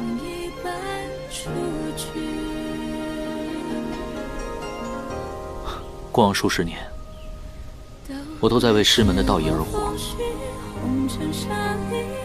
可现在，我只想为我自己活一次。一路走过来，你多次救我于危难当中。以后，换我来保护你。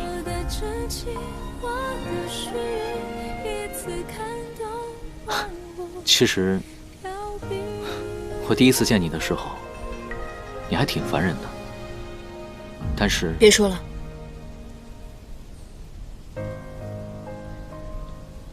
别说了。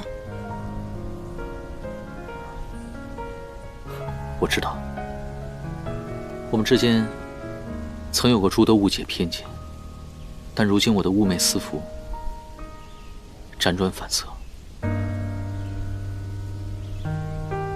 这所有的一切都是为了你，此身，此心，已许苍生，再容不下旁人。以前不悔，日后亦是永绝。应渊，你永远都不会放下责任的。那你梦中的那个人怎么办？你难道不找他了吗？你现在跟我说这样的话，你对得起他吗？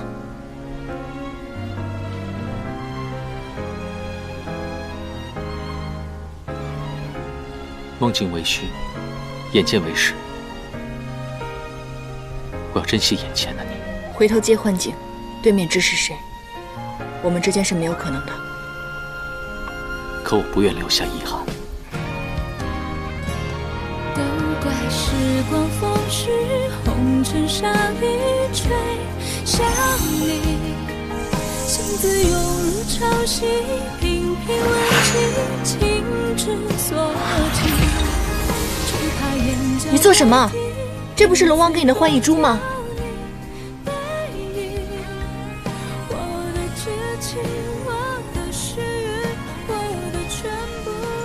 碎珠为证，过往种种，就让它过去吧。数着春秋来去，一往而深，向你前行。泪在沉香燃尽，尘埃落定，仍有期许。我愿将过去的一切化成这漫天繁星，送给你。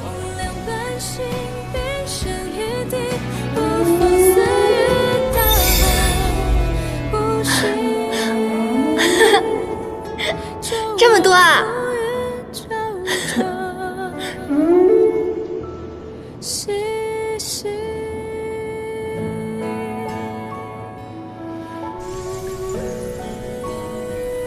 结星星，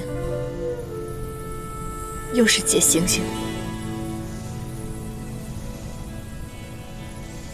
当日的流星，不过是满天星幻化的障眼法，而今日，只是夜明珠的粉末碎片。假的，都是假的，成真不了。可我的心是真的。可你这颗真心我不想要了。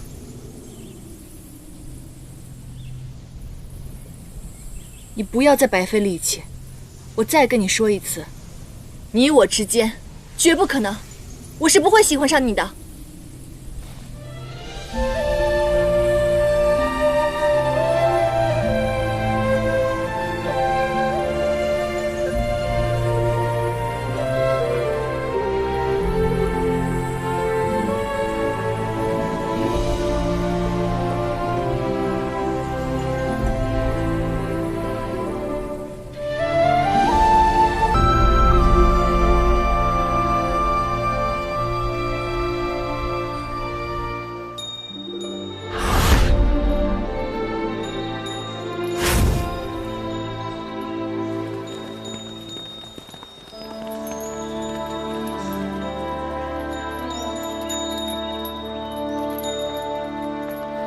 镇妖链与掌门法环相互感应，近日镇妖链频繁震动，唐师兄他是不是遇到了危险？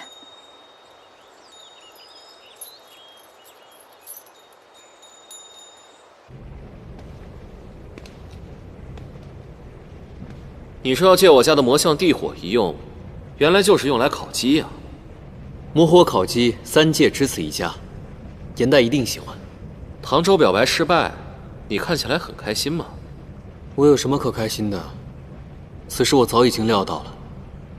我也提醒过他，若是跟颜淡表白遭到了拒绝，恐怕连朋友都做不成。颜淡那么难过，我又怎么会开心呢？我作为他的主公，他是我的连亲，我只能烤只鸡，哄他开心了。既然如此，那么我也要烤一只，给我家子气尝尝。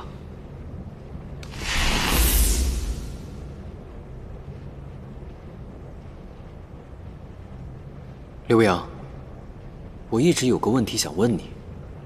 扶霜因一个法术，把自己变成了老人，这个法术就是传说中的傀儡术，对吗？正是。那是只有魔族的人能习得此术吗？习得此术之后，想变成任何人，都可以吗？傀儡术和别的法术不太一样，任何人都可以习之，但是此术乃是我魔族顶级秘术，除了我，只有几位长老们会使用。那此法术与凡人的易容术有何区别？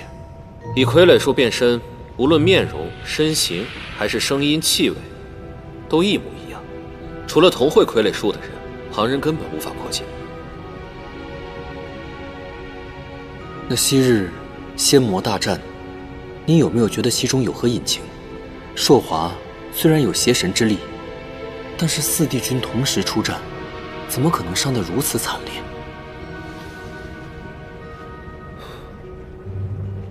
哪怕是我亲征，也毫无胜算。最终是先族获胜，但是从人员折损上来看，更像是2败俱伤。可如果有人从中作梗的话，那坐收渔翁之利的人又是何人呢？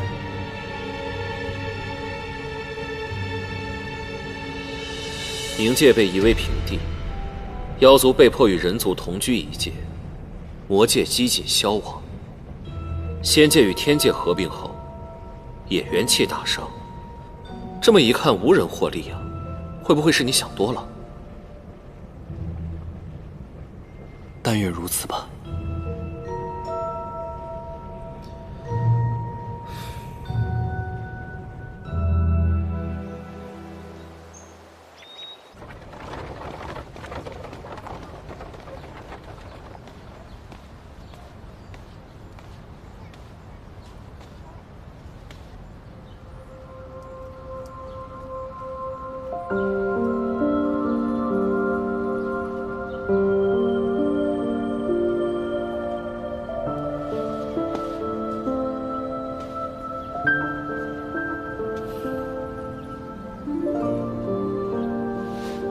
元旦，这身打扮怎么样？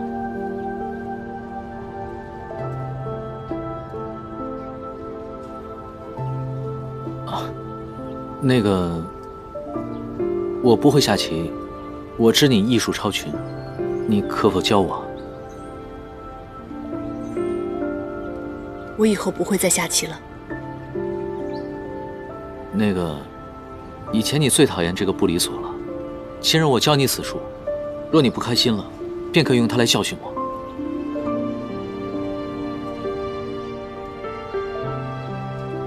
唐周，我已经不需要了。还有，我非常讨厌你这身衣服，若以后你再敢穿着它出现在我面前，我见一次烧一次。柳阳，你到底是在帮我还是在害我？那个严旦，你别误会，这个衣服是柳维阳选的。哎，严旦，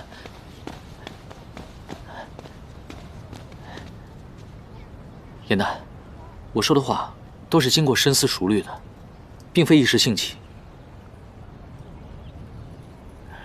这只橙花簪兜兜转转，又回到了你手里。这就是我们的缘分。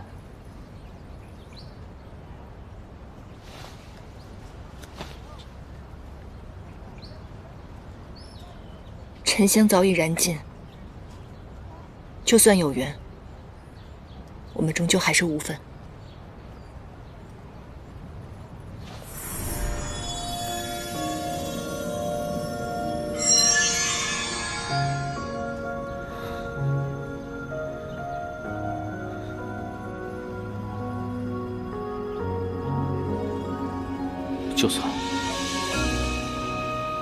就算真的是我一厢情愿，你也要毁了他们？难道你从未对我有过一丝心动吗？严旦，你清醒一点，他不可能永远是唐周，他早晚会变回那个冷酷无情的帝君应渊。会走出一滴泪吞海浪，执迷于遗忘。没有。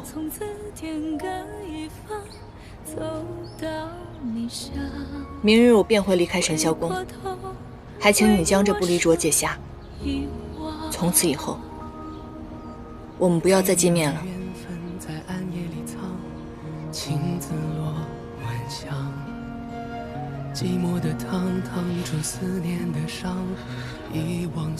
可我不想让你离开。长痛不如短痛，解开吧。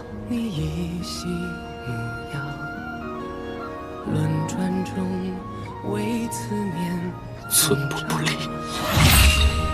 你是繁华人间一场落花风，平添一池落花中，看破红尘的眼红。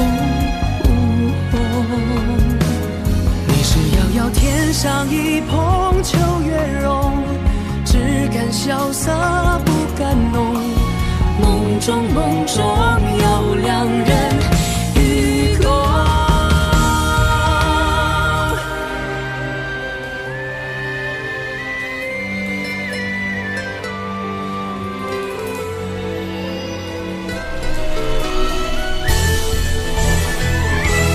与君别后，一生我下转眼秋，山海无路万心中。欲别还休，几时都不够。情根微秀，烟火暗杀，留白首，一朝天涯熬红豆。去到人间，锦绣好时候。再开人厮守。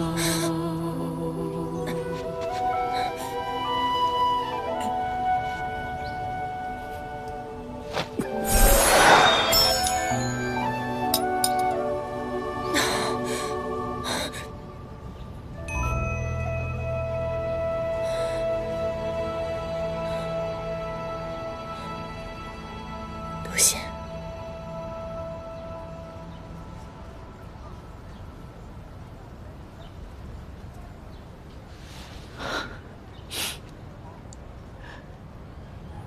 燕丹，我们还能不能像从前那样，只做朋友，可好？你的记忆里有不离所，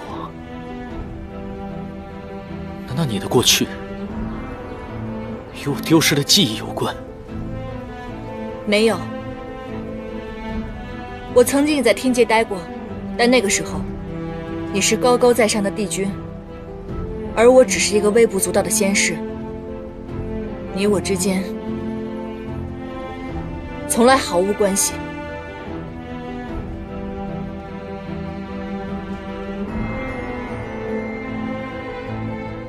如今你有法环的禁锢，来日你有天条的禁锢。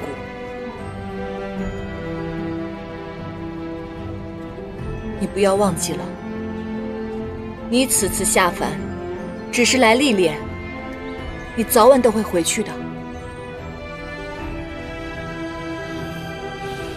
我不愿意做神仙，我只想留在这里。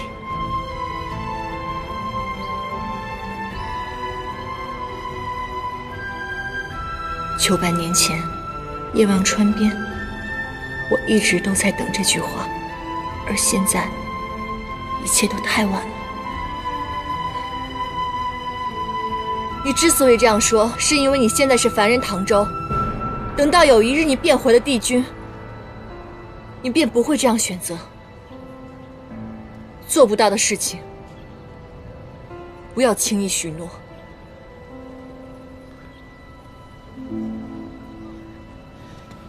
我的帝君回忆是如何的，我不知道。我只知道，我身为帝君时，若遇见你，也必定会爱上你。即便你恢复了记忆，我还是会选择和你在一起。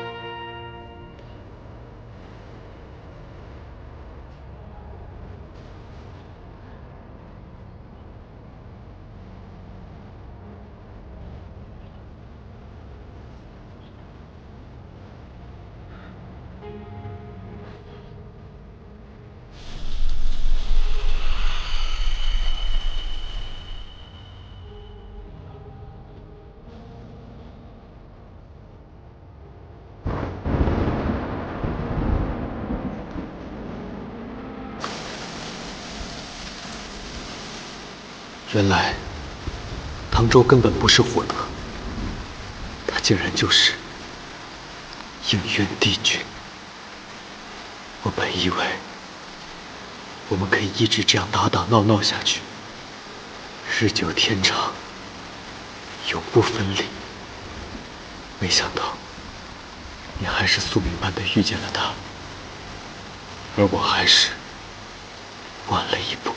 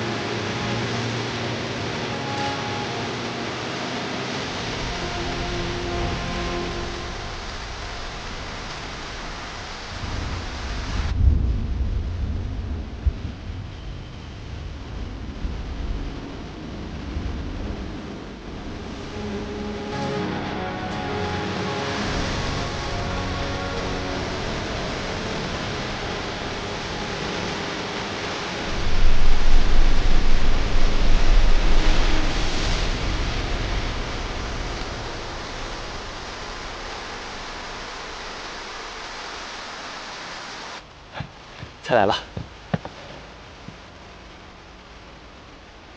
慢用。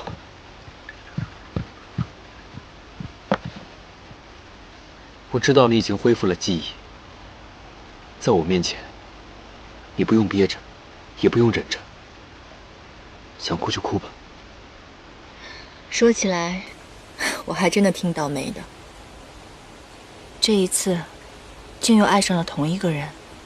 圣德之所以想杀我，现在我也知道了，他竟然是银灯。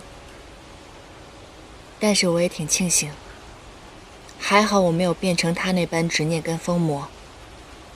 放心吧，虽然我现在已经全都记起来了，可是我已经不是以前的颜淡了。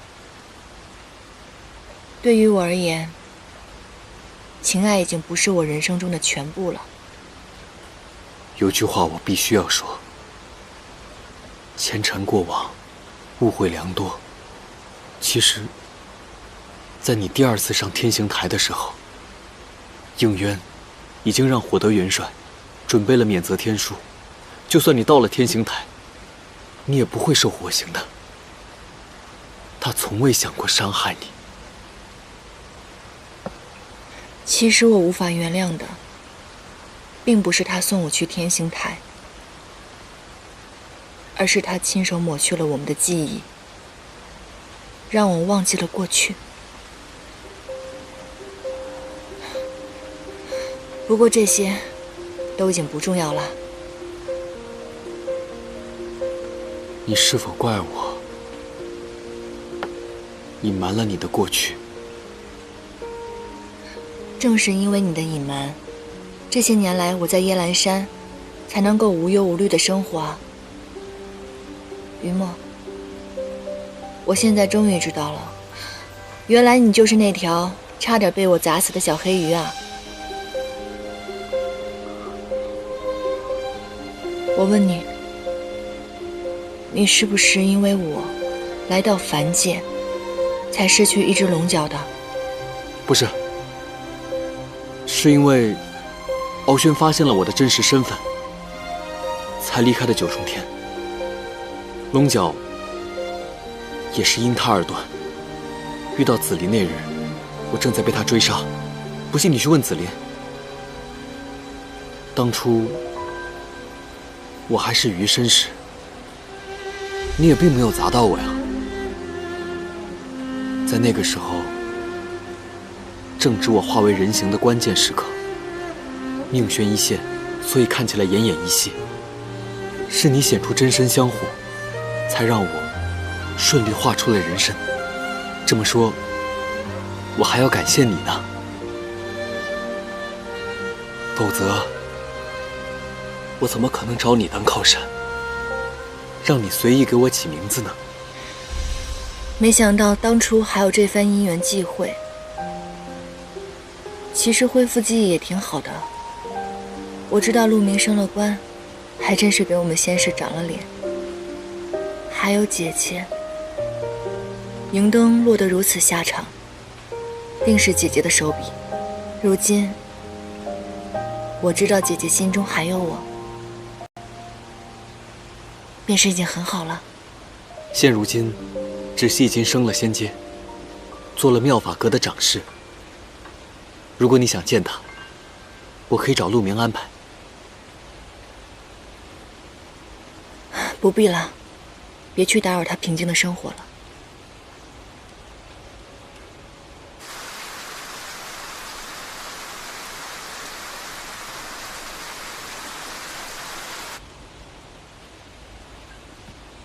颜淡，既然你恢复记忆了，我就不能再占你的便宜了。那从此以后，我继续做你的跟班，可好？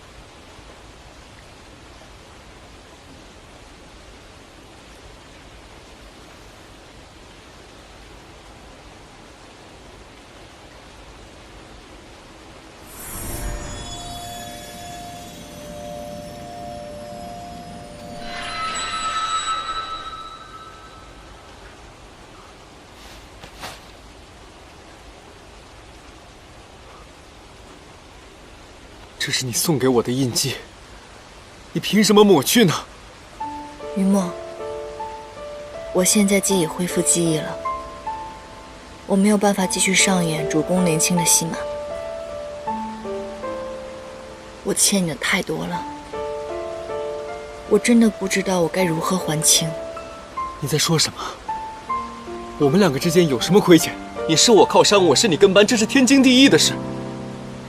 我们曾说过，要有福同享，有难同当。救七族，一诺千金，我怎么可能抛下你不管？可正因为你是我的朋友，我才不能再连累你了。于墨，也许现在对我来说，离开才是最好的选择。我不能再占用你的人生了。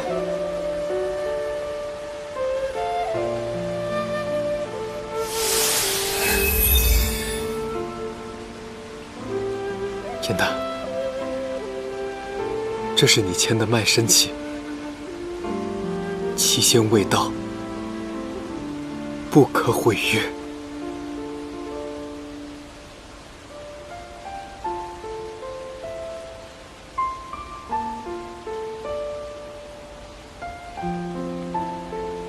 对不起。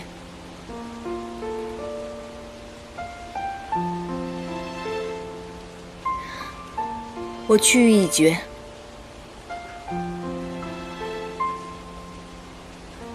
明日以后，我们各奔东西。来，今夜让我们不醉不归。